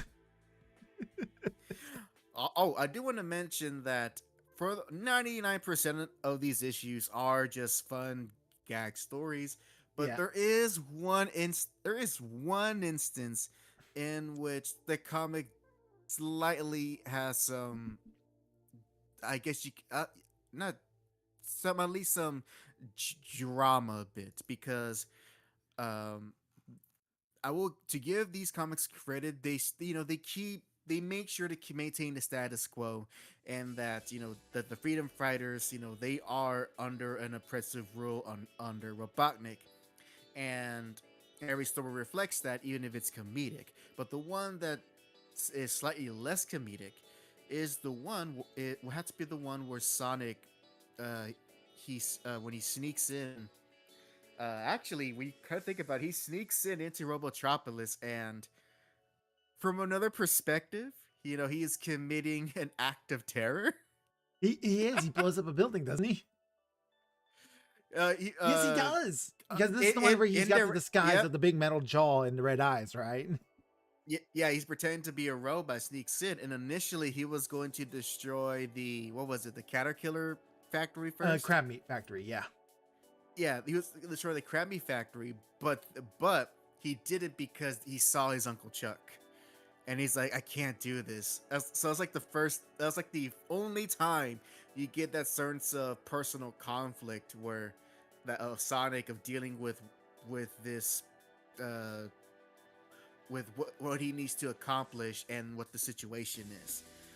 And that's the only time in these issues where you get that any type of that type of personal conflict. Yeah, and it's actually kind of sad. I'm gonna see if I can find that because I'm getting distracted with the gag of Rotor and Eggman wearing masks of each other and constantly taking Oh, oh yeah, yeah. That that's always a neat gag to see in any type of comic or cartoon. and Sonic's plan of like, okay, I'll know who the real one is. I'll just make them spin really fast so all the masks they're wearing are go flying, and then we'll be stuck with the real one. I'm surprised it's not a future comic that tries to do like a retcon where it turns out Rotor was actually Robotnik all along. It had to or, be. or or some nonsense like that. Yeah. I don't think I show anything from issues. So what did you think of the covers of some of these, by the way? Honestly, for from an art perspective, the covers are actually fine. Uh, Either they have just little silly jokes on them. Well, for the most part, they do. But to me, they're also uh, they're they're kind of iconic to me, mostly because, and it goes back to how I was exposed to this comic in the first place. Was, every time I would boot up the Mega Collection and go to that gallery, you know, the first issues were the ones I would constantly see the most. Yeah. And so it brings me back to that time, just looking at these covers and wondering what kind of stories they were. Now that I know what stories they were, I'm not disappointed. If anything, I'm like, yeah, that makes sense. Makes sense, yeah. Yeah. I think they still could have been written better. But I'm of the opinion that just because it's for children doesn't mean it shouldn't be written well. It doesn't have to be serious, or I'm not talking like serious, like everything's got to be Avatar The Last Airbender style stories. But it should at least be like, I think for what the comics are, I think the covers gets that idea yeah. very well. Well, I mean, like if you pick up the comic based on what the cover shows, you're going to get what you want. Also, quick mention, issue number 7 predicted Sonic Adventure 2. There's a short 1-page story in there where Sonic shadow boxes. Silly. Oh, that's silly. That is silly. And he beats up his own shadow. He wins. I thought that was another funny way of showcasing his speed. He literally hit his own shadow. He's a cartoon character. He's a cat character. He's funny. Exactly. You know what? I got the perfect comparison. These are even though they're of different quality, these early Sonic Archie comics is basically the first arc of Dragon Ball before, before it became all about the fighting. This is, Goku fighting against Pilaf in the game. This is the equivalent of Sonic. Just Sonic going on these random, not adventures, but these random missions or tasks of trying to stop Robotnik. I can't want to say Eggman, but I gotta be to the canon. I gotta be Robotnik. It's Robotnik. Take that, Robotnik.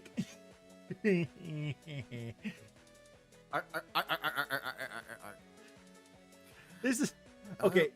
Real quick, issue 7. Yes. There's a story called Sorceress in Distress. That's the one where Sally's dressed up as a witch. Oh yeah.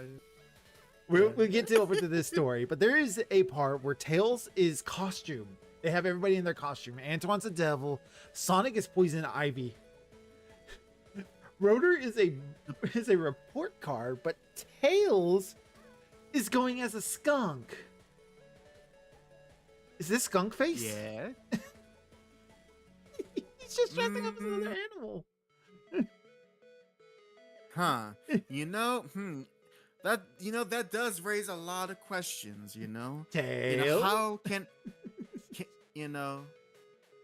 let's put you in your case. Can you, Dr. Crow, would you ever be caught moonlighting as a raven? Oh, no, absolutely not. But let's say you do. What happens? Shall I have to contact the social media police on you for doing that? I'm going to go say the R word in the Ravens only district. They respected me for it, Lois.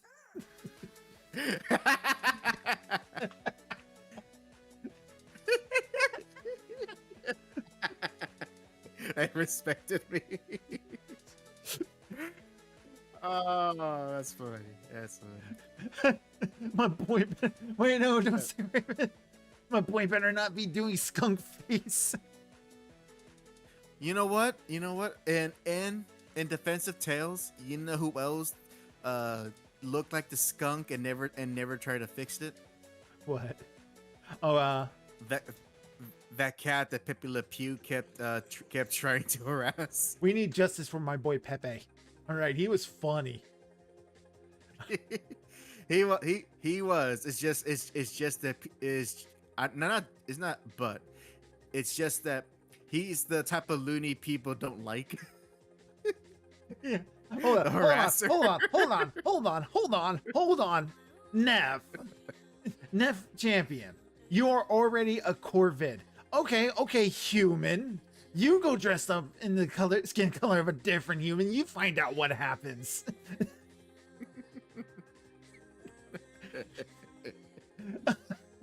All right. You go to the.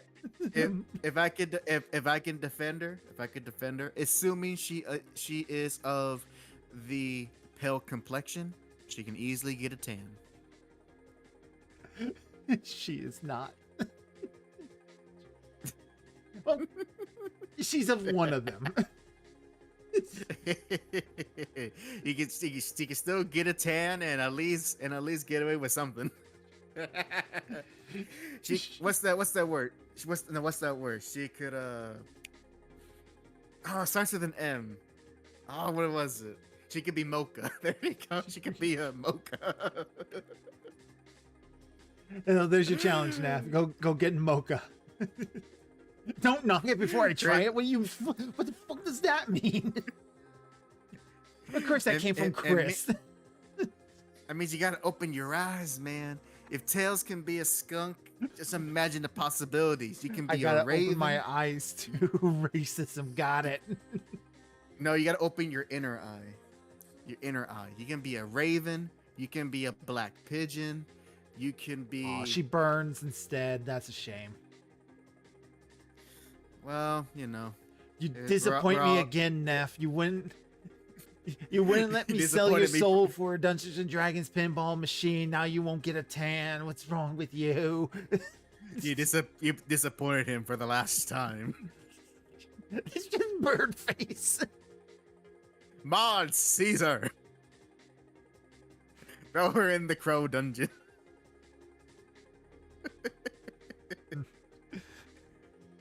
You know, if I was a Twitch streamer, yeah, I would have a seize button. Seize.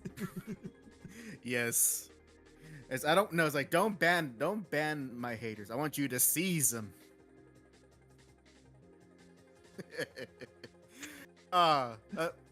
This is funny tangent aside. The comic the issue 7 that Dr. Crow was bringing up, I actually did find it pretty funny in the sense that we see Robotnik in simp mode. Yeah, so Robotnik is a furry, confirmed. No. He just likes evil. He's attracted to evil. I like to point out he saw magic. This is the first time we saw any sort of magic that isn't related to a stone. And he's like, okay, she must be evil. Let's go make evil babies together. And he brought her chocolate that he eats. This man has a 300 IQ. Can't tell that's Sally Acorn.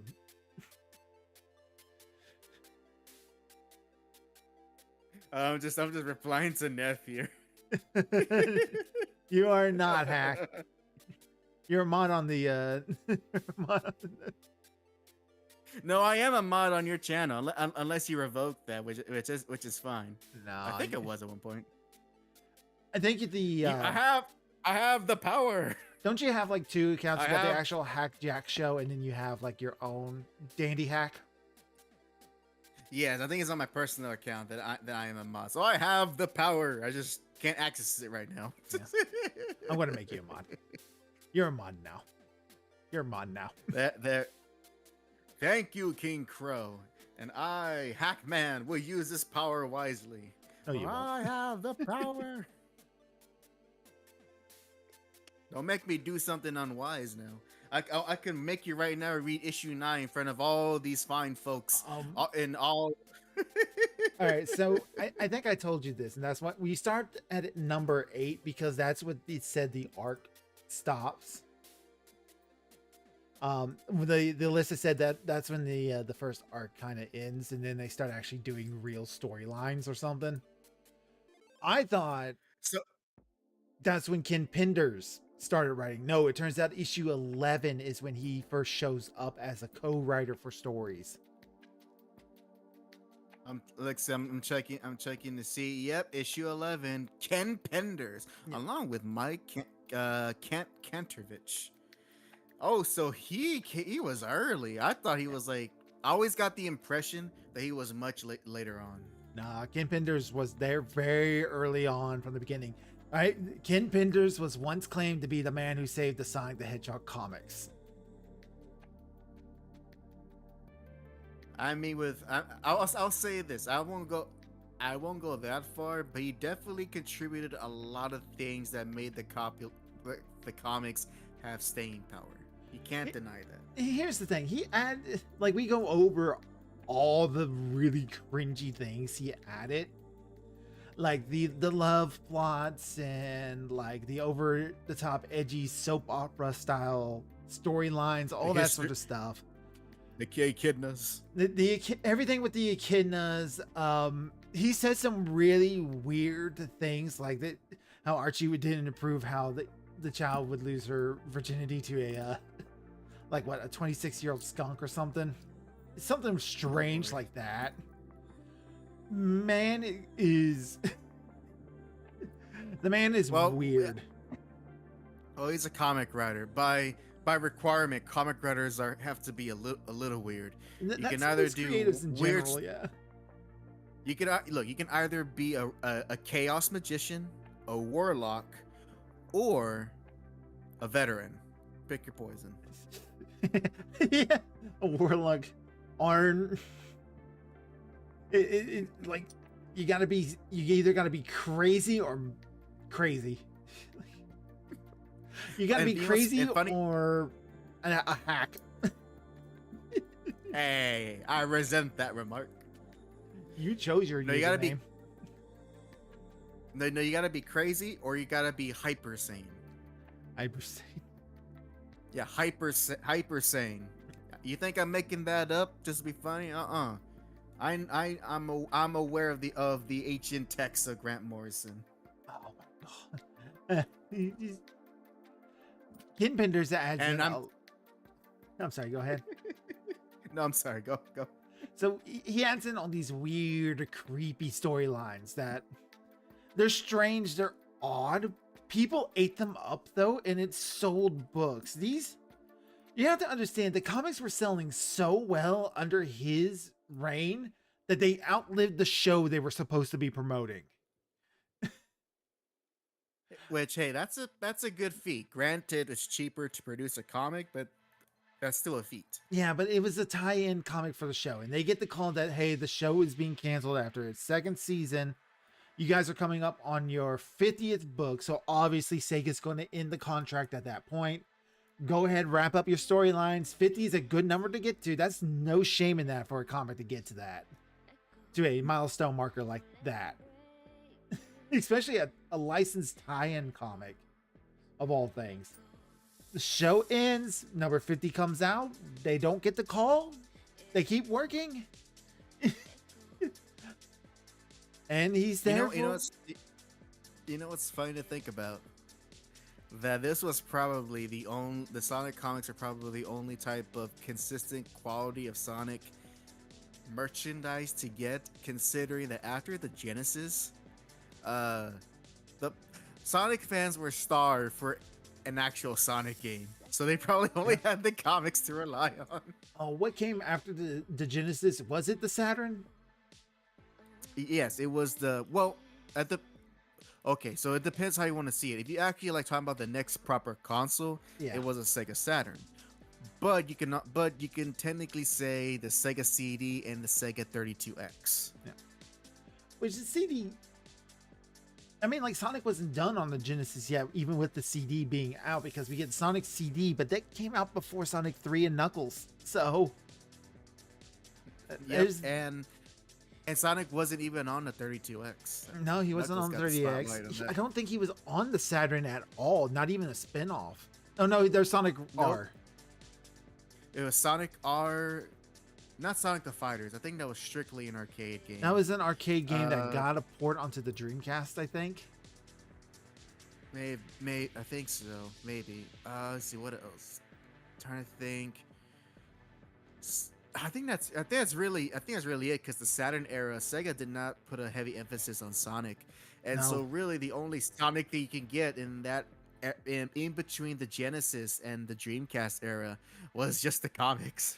It's kind of like looking at it now from this angle, and with I have nothing to back up this claim. I would say that they were going to be retiring Sonic as the mascot. It seemed like, yeah, he's still here. He's our number one property, but he's not. Like that was the last generation. It's time for something new, right? And then the Dreamcast came out, and it's like we need something big. Sonic Adventure. Well, actually, if you recall, for the Saturn, that's what Nights into Dreams was supposed to be. Right. I keep thinking Knights was on the Dreamcast, but no, he came on the Saturn first. Exactly. And one thing to also to add in some Sega lore around this time, in that in the United States during the mid to late 90s, it's very well documented that Sega was struggling in this region. They were doing pretty well in Japan though, Yeah. which is just an interesting dichotomy. But because of that, Sega was losing a lot of market influence over in North America. So I imagine that probably one of the reasons why the Sonic comics kept going was because it was one of the few consistent successes that they had, and you know, it's one of those things that, well, better have something to keep going that's giving us some money than to cut it off and have nothing at all. Yeah. So it's also Sega's had this problem during this time era too, that they don't really keep track of what's going on with like licensed products. They'll send it out and then just kind of trust you to not fuck it up. You just reminded me that the same thing happened to Capcom during this era, Mhm. except it was with Mega Man, and is when they licensed Mega Man to like a literally random Brazilian comic company, and I did like a whole episode of the Hack Jack Show dedicated to Brazilian Mega Man. It is you thought Can Panders went there. Look, I'm just saying, Those Sonic Brazilians, never they got don't have an off switch. I'm just saying, Sonic never got a vampire girlfriend. That's all I'm saying. Well, way to go, Mega Man. Yeah. I mean, like, she's perfect for him. He's a robot. He don't have blood. Actually, she'd be perfect for Robotnik because he sweats oil. He sweats But I still oil. think that's kind of disgusting. The He's comic does a good. These comics, gross. yeah, these comics do a good job just showing how gross he is. He's He's a gross man. nasty, man. He sweats and drinks oil. He bathes in pollution. He's sweaty, gross. He smells like an egg. Um, Like he makes Captain Planet villains look subtle. yeah. Oh, he's the perfect Captain Planet villain. He really is. Yeah. Oh, by the way, I also wanted to say this because I haven't mentioned it. Along with Sonic Schnout that I don't like, um, his designs and I get this could be biased because I grew up with Sonic in his adventure design and forward, so I don't have that nostalgia or resonance for American Genesis Sonic. And just looking at it just from a art point of view, just never liked the design.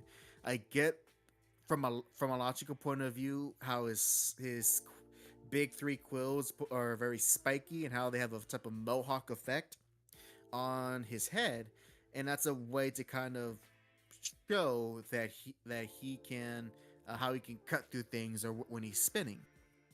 I get it. Doesn't mean I have to like it.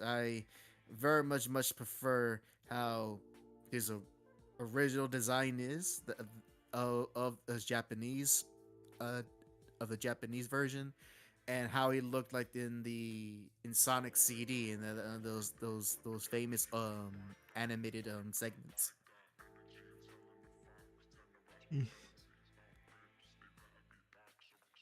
God, this Sonic symbol issue is such a loss because it's actually got some pretty good art in it.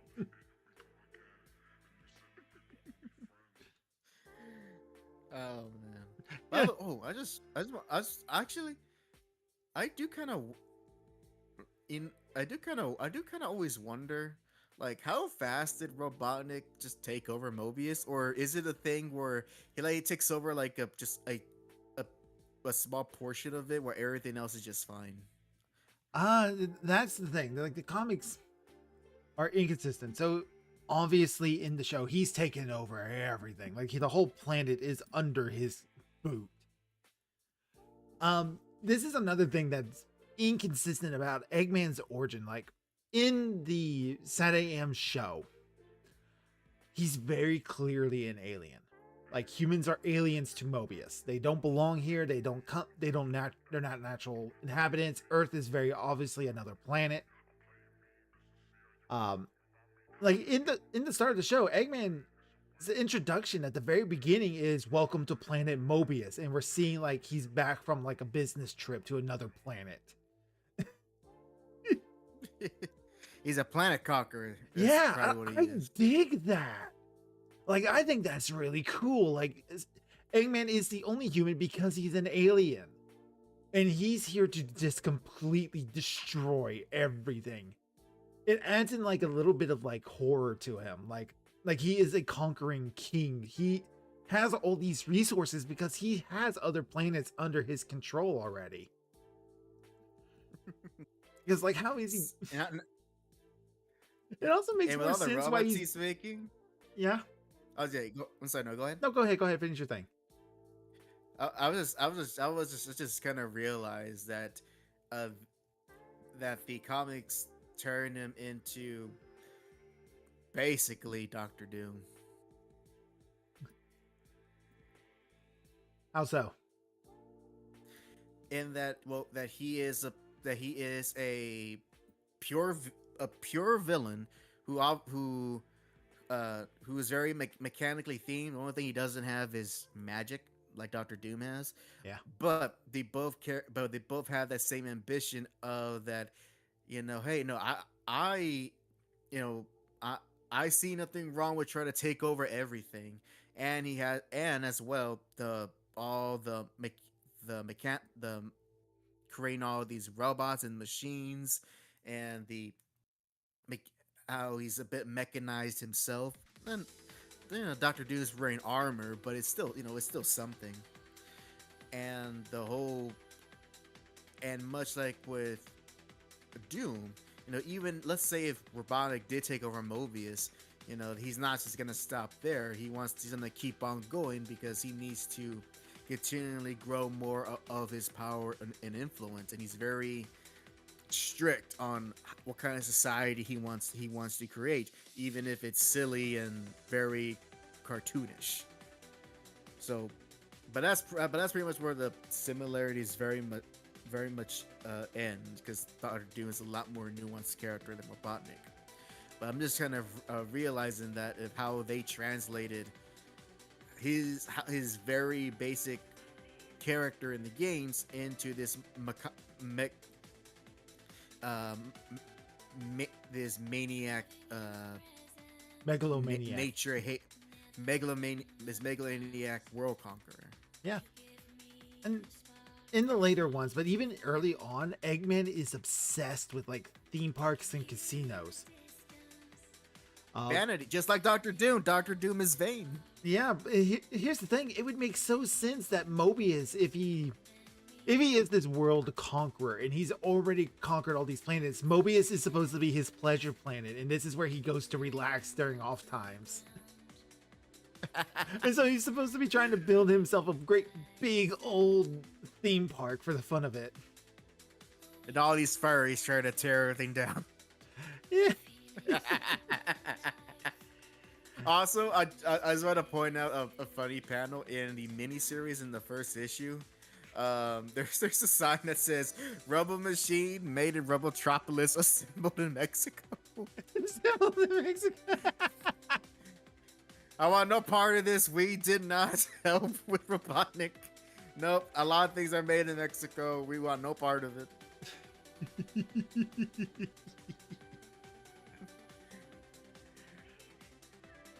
Oh, it'll be even funny if that joke was if they try to do that joke now to be more accurate.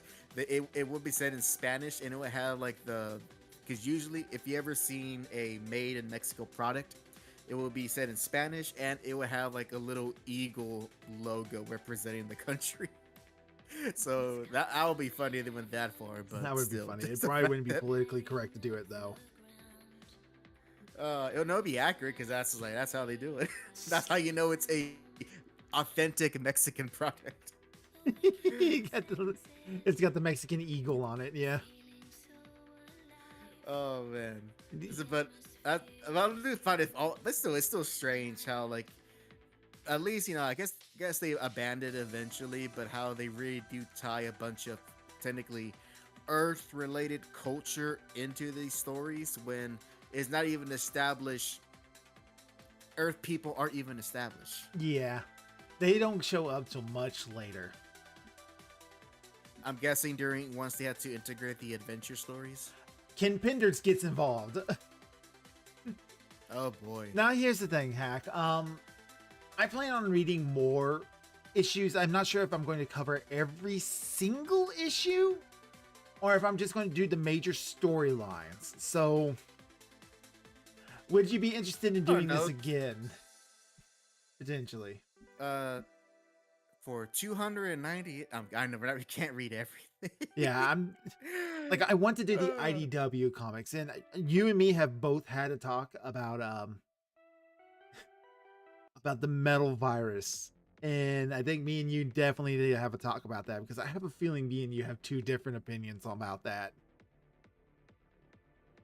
You know what? That could be one for the docket because that's the last storyline from the IDW comics I read, and and I did follow them pretty consistently when they started, but I have not read them and I am super far behind and always seen, and this is just from what I've seen in the Sonic comic Twitter space is that there's always someone's complaining about what Ian Flynn's done, and to me I'm like, that doesn't tell me anything because you can do with Sonic it has such a very, what's a polite way of saying this, passionate fan base. Yeah, passionate is the right word.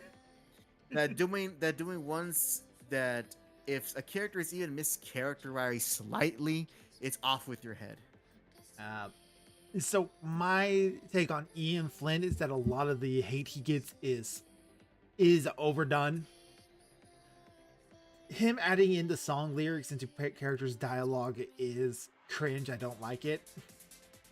That's pretty much the only bit of criticism I have against him. I think a lot of the problems he has with his writing style is that Sega is watching over IDW like a fucking hawk, man. I like Hawkman. Not Hawkman. Yeah, ha ha ha. Bird pun. Yeah, I know. So Sega learned a lot from how bad the Ken Penders thing went, and they had like a really hard rule set down. Like, none of the characters are allowed to get over emotional. No one's allowed to be crying on panels. No one's allowed to have extra relatives that are not already present in the game. None of the Archie characters are allowed to show up. Which they do sneak cameos into those comics, though. They like in the backgrounds and stuff. Well, and in a way, I do actually respect that because I do respect that because you don't want to have another situation like what happened with Ken Penders. Yeah, but also you don't want to have such a tight grip on editorial that it stifles the creative process. Yeah, I think editorial has a slightly too tight grip from the license holder. That being said, though, that being said, limitations does breed creativity. I think um, this is just going to be kind of like my own thing. I don't know enough about Ian Flynn personally. All right, I don't follow what he says on Twitter. I don't follow his other works or that he's doing that's non-Sonic related. This is just what I'm getting from the current comic culture and how these books are being written, especially during this time period of like 2016 to 2020, right? Whatever time period this is. It seems like he kind of wants to do the Dave Filoni thing and make an Ahsoka, and that's his fan character.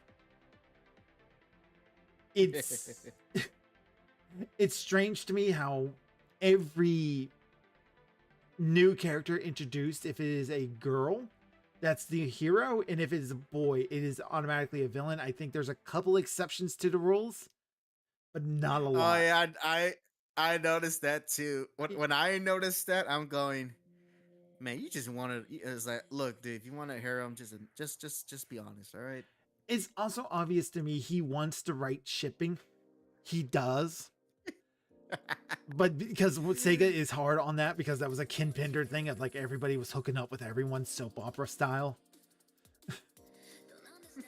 I see. I see now. So, in a bizarre way, Ken Panders is the Chris Claremont of Sonic. I have been told. Except Chris Claremont is actually a much more respected writer. I think this comment is a little harsh, but I saw this YouTube comment on a Ken Penders documentary. And it's one of those documentaries where they're going hard on the paint on Ken. Like, it's a little bit hyperbolic how bad he is. It's one of those things like, oh, he was bad, and then he got fed into the internet loop, so it just kept getting worse and worse and worse with every retelling. A comment said, Ken Penders is if Chris Chan was successful. Okay, that's okay. It's a little hyperbolic. Ken Penders has kids. That's why he started writing on Sonic, is because he wanted to have a moment like, hey, we really like playing the games together. I'm writing the books now, kid. But then his kid grew up. So... well, and then he had to grow up the story. He's like, well, if I want, the kids are growing up. Time to have a love triangle with Sonic, Sally, and whoever. Yeah, whatever. Looking at the arcs, the next big arc is called Mecha Madness, which consists of issues 39 and 40 in the Mecha Madness special. And then after that, the next big arc is the in-game arc, which is 47 to 50. I remember this cover. I was like, oh my god, it's the metal. It's like, oh my god, Metal Sonic appears. I wish I could read it, but I don't have it. I just have this JPEG on my video game. Yeah, I'm looking at these. Like, they were pretty high quality. I don't know if this wiki is accurate, but like almost none of them have major arcs up until where Ian Flynn starts writing, and then it gets to like the end. I'm sure they do. Probably just like little. I think it's not arcs. It's more like just storylines. Yeah, that's how they'll be categorized. It's not like with manga where they use that. Is that nomenclature is used? Yeah, I'll tell you this because obviously you got 11 more months of Sonic to go through. We do have 11 more months. Yes, and as well, I'll be. What's the word? I'm assuming with all of this, it's not just always gonna be me. We have a rotating guest talking about these comics. The only other thing I have planned is that I want Pixie and me to come in here, and Pixie is going to do a blind read through with me of issue 150 of the Archie comics, which issue 150 is considered the worst Archie Sonic comic. Is it what I think it is? Is it what I? Oh, never mind. It's not what I think it is. Never mind. It is not the one where Sonic and Tails fight, but issue No, no. 50. I was thinking of the Sonic Live comic. It is not. That one's bad. This one probably has the worst Kin Penders ism in it, though. Oh, oh boy, oh boy. Well, well, you know what you got planned, so uh, so I will, put in your trust on whatever storylines or miniseries or whatever you want to cover, and if you think and you want my input, I will happily drop in. So, actually, would you like to start? Give kind of like a closing of our final thoughts on these uh, 12 issues we read regarding the early Archie years of Sonic. Yeah, so I think that it's pretty fair to say that my opinion on them is probably a little harsh. I didn't I did not enjoy the majority of these stories. There's a couple of standout ones. If I was to like the number rating system can always be funny. All right, then you know what? No numbers here. I'll No give you a numbers. system you could use. Yeah. All right, because numbers are inherently flawed. So here's a system that I'm gonna borrow from a bunch of reviewers that I have enjoyed. I'm gonna modify to read comics. We got at the lowest of the low, FU.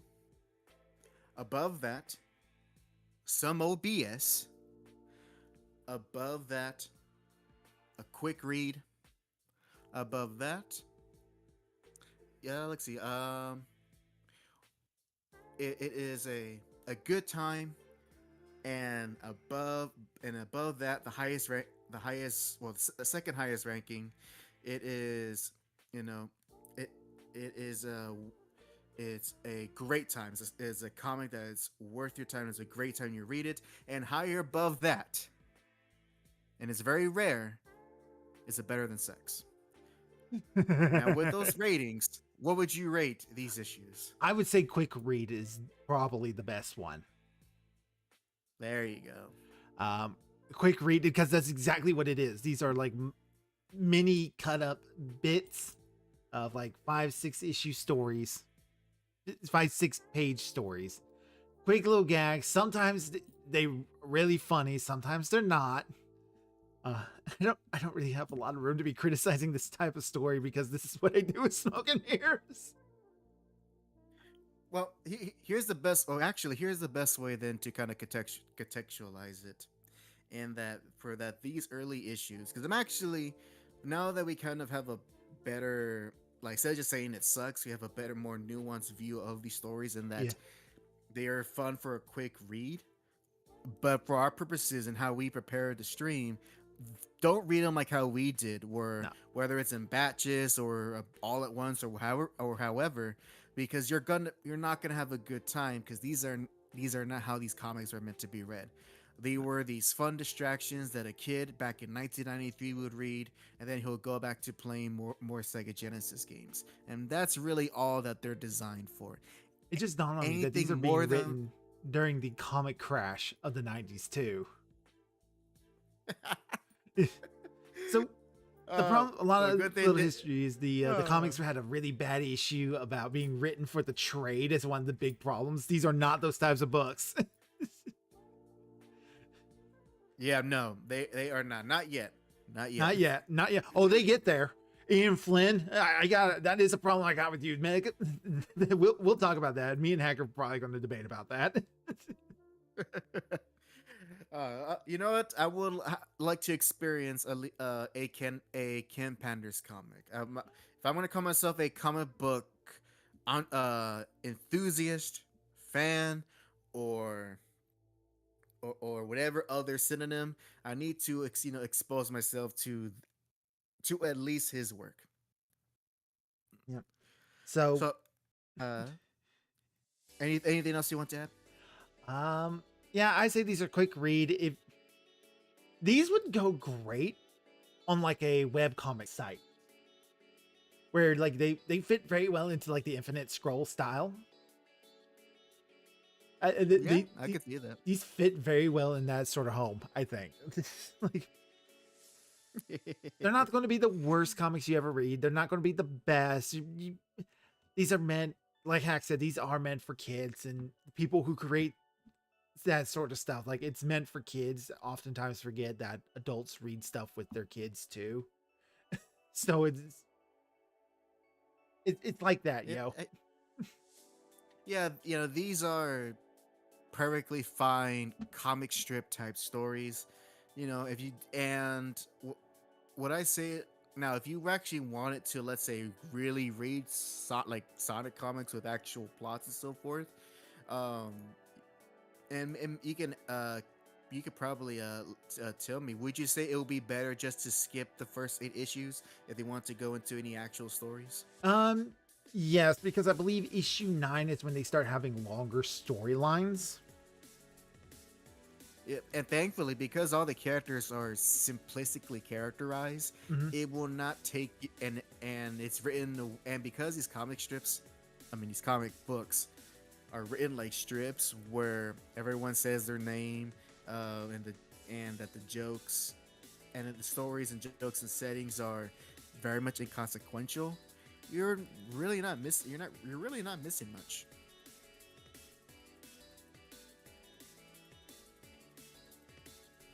Yeah. So I think that's pretty much sums it up. They're all right. So like I think the next time I talk about the Sonic comics, might be a little bit. It depends on if Hack wants to come on to actually experience some of the Kin Penders stuff. So we might do both the Mecha Madness and the in game because that's like 7 comics right there. And that's mostly because Mecha Madness is 3 issues. It's a 3-issue arc. Bush League. Yeah. I think I can handle it. I think that would be a good one because that's when the comics were supposed to end because that's when the show got canceled. Well, so it kind of sets up. Like I say, you're the boss, Crow Man. All right, what the boss says, I do. So keep an eye on the channel. We'll hammer out when Hack's got a free schedule. I do want to have Pixie on here who's watching the cartoons with me because we're probably going to talk about the cartoons as well. I'm trying to get through as much of the Sonic media as I possibly can. The games are the centerpiece, but the comics and the shows are also important. Can't wait for the Sonic Underground. Oh my god, that's coming up eventually. So we're Sat AM, Adventures of Sonic the Hedgehog, Sonic Underground, Sonic X, Sonic Prime, and then the Shadow specials, and that should be it for the shows. Oh, the OVA as well. That's a lot. Sonic X goes on forever too. Are you going to want to count the Sonic Boom TV show? Right, Sonic Boom. We gotta watch that just because of the meme value. Like the internet made that important for some reason. Yeah, because there's a lot of fun jokes in isolation. Yeah, in isolation. Kind of like these comics we just read. There are some jokes that are just funny in isolation. You ever see those Twitter posts? It's like, why did the show ever get canceled? And it only shows like the good parts of the show that for like 2 minutes. And like this show went on for 13 episodes. How about the other hours of content you're not showing? I love it when that happens. Whenever someone on social media is trying to hype up mediocrity. Like that one Teenage Mutant Ninja Turtles one. And all they ever show is the one fight with the big bulky Shredder. Oh, from TMNT to Secret of the Ooze. And not Secret of the Ooze, it's the it's not the 2012 CGI show, it's the one that came after that. Oh, the Rise of the TMNT? Yeah. Oh, that one. That funky looking one. And everybody's like, it's so good. And it's like, no, it's not. My equivalent would be it's the funniest thing. It has to be with Young Justice, in which the most popular scenes and clips from that show are all from the first season, and rarely actually involve the main characters. It is just mostly the Justice League. And it's not even the most of the first season, it's mostly the ending of the first season.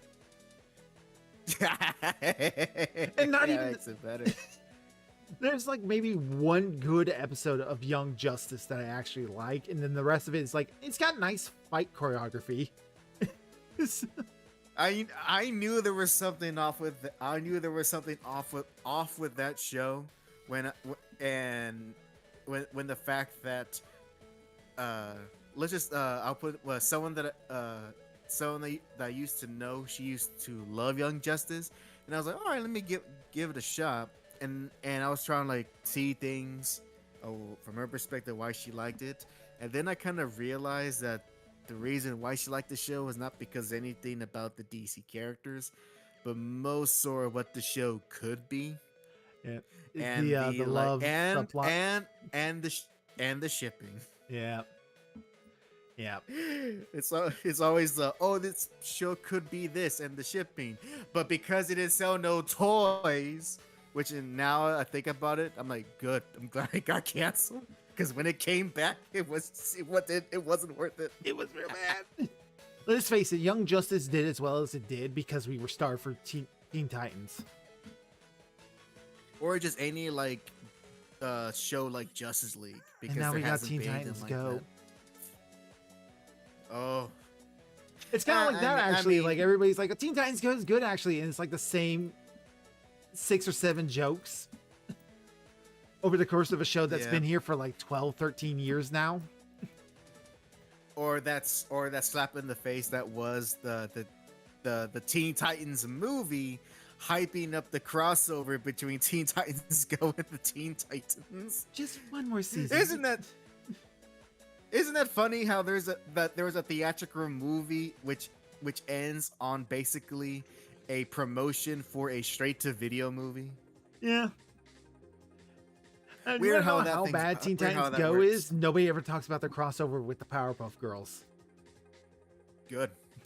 Because it's not the Powerpuff Girls, it's a Powerpuff Girls. And it is the same thing with Thundercats. Oh god, don't remind me. Not so, Chris. You know what? We had a good amount of Brave and the Bold. Any more, it would have overstayed its welcome. That was the first mistake that the 1960s Adam West show did. It overstayed its welcome, and now people think less of that show. But those first 2 seasons of the Adam West show, damn good seasons. That's damn good TV. You ever hear the story of the Adam West show? What's the name of the guy who played Robin in that? Burt Ward. Burt Ward. All right. So Adam West was very much known playboy. Like, he pretty much was Bruce Wayne.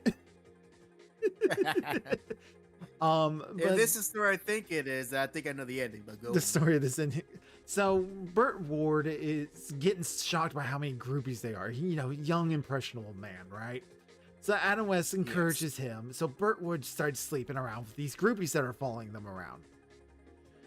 Well, one of these groupies was married, and her husband showed up at the hotel they were staying at.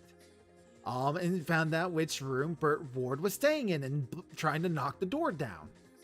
Burt Ward gets scared and he calls up his good friend Adam West, who's staying in like the room down the hall.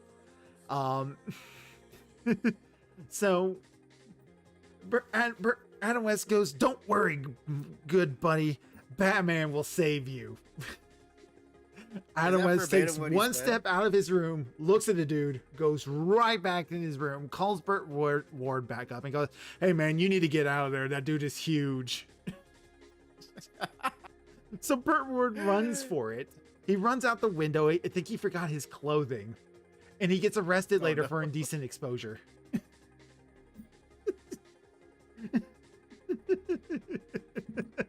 Our dynamic duo has met their match. Bane. 1960s Bane. 30 years before he would be created. Oh, that's funny. Oh, man. Hey, but it's the '60s, man. Everyone was swinging and shagging and all Swing. of that. And then they felt the consequence. And then they felt the consequences of it 20 years later. Oh boy. Except for Adam West, you know, he somehow avoided Somehow all he that. got past it all. Because he's Adam freaking West. That's why. Probably because he knew to use a condom. A bat condom, extra protection. The bat condom. Always, hey, you never know. You never know when you got to deal with the villainous. Waking Willie's Batman. It's the Batman.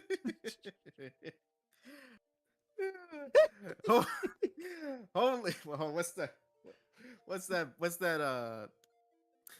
big holy contraceptive Batman?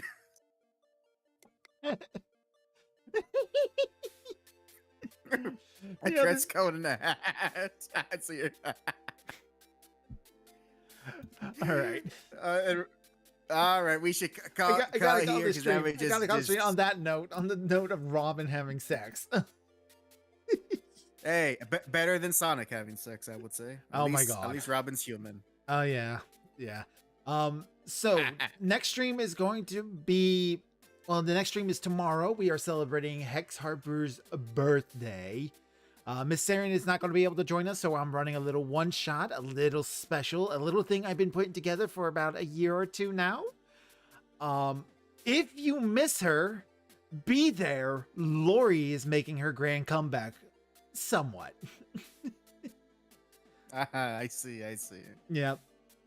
Then the next stream is going to be Monday. We are going to be playing Sonic CD, and that's going to wrap up my classic era of Sonic.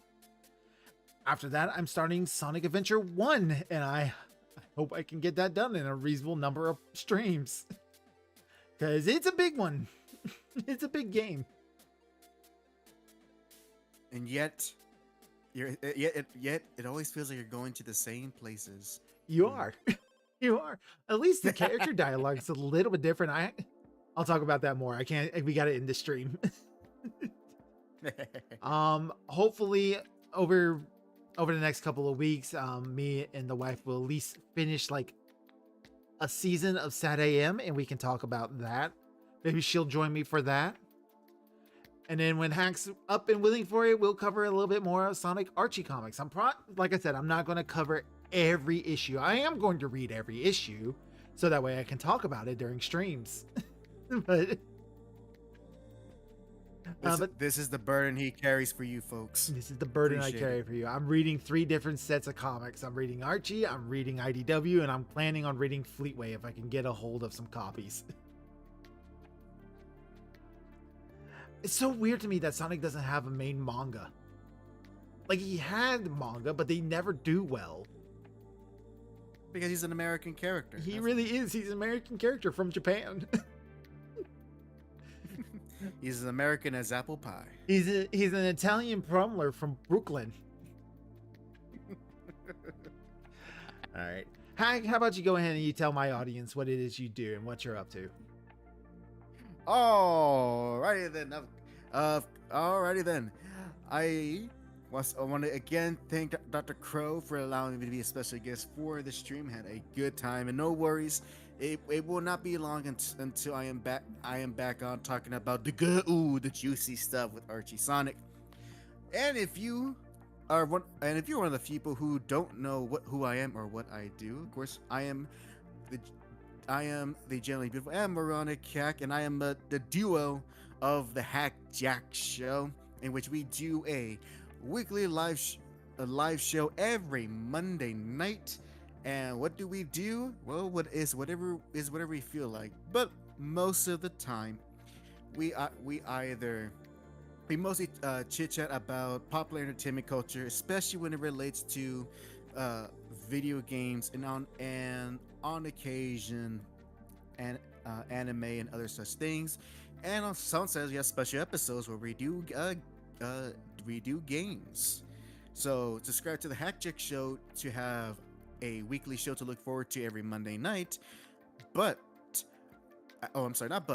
as well, I also do create somewhat long form video content on that same channel. Just recently, I have made a new entry in my retrospective series on Spider-Man the animated series with Spider-Bot episode 7, an episode focused entirely on the Craven episode of that show.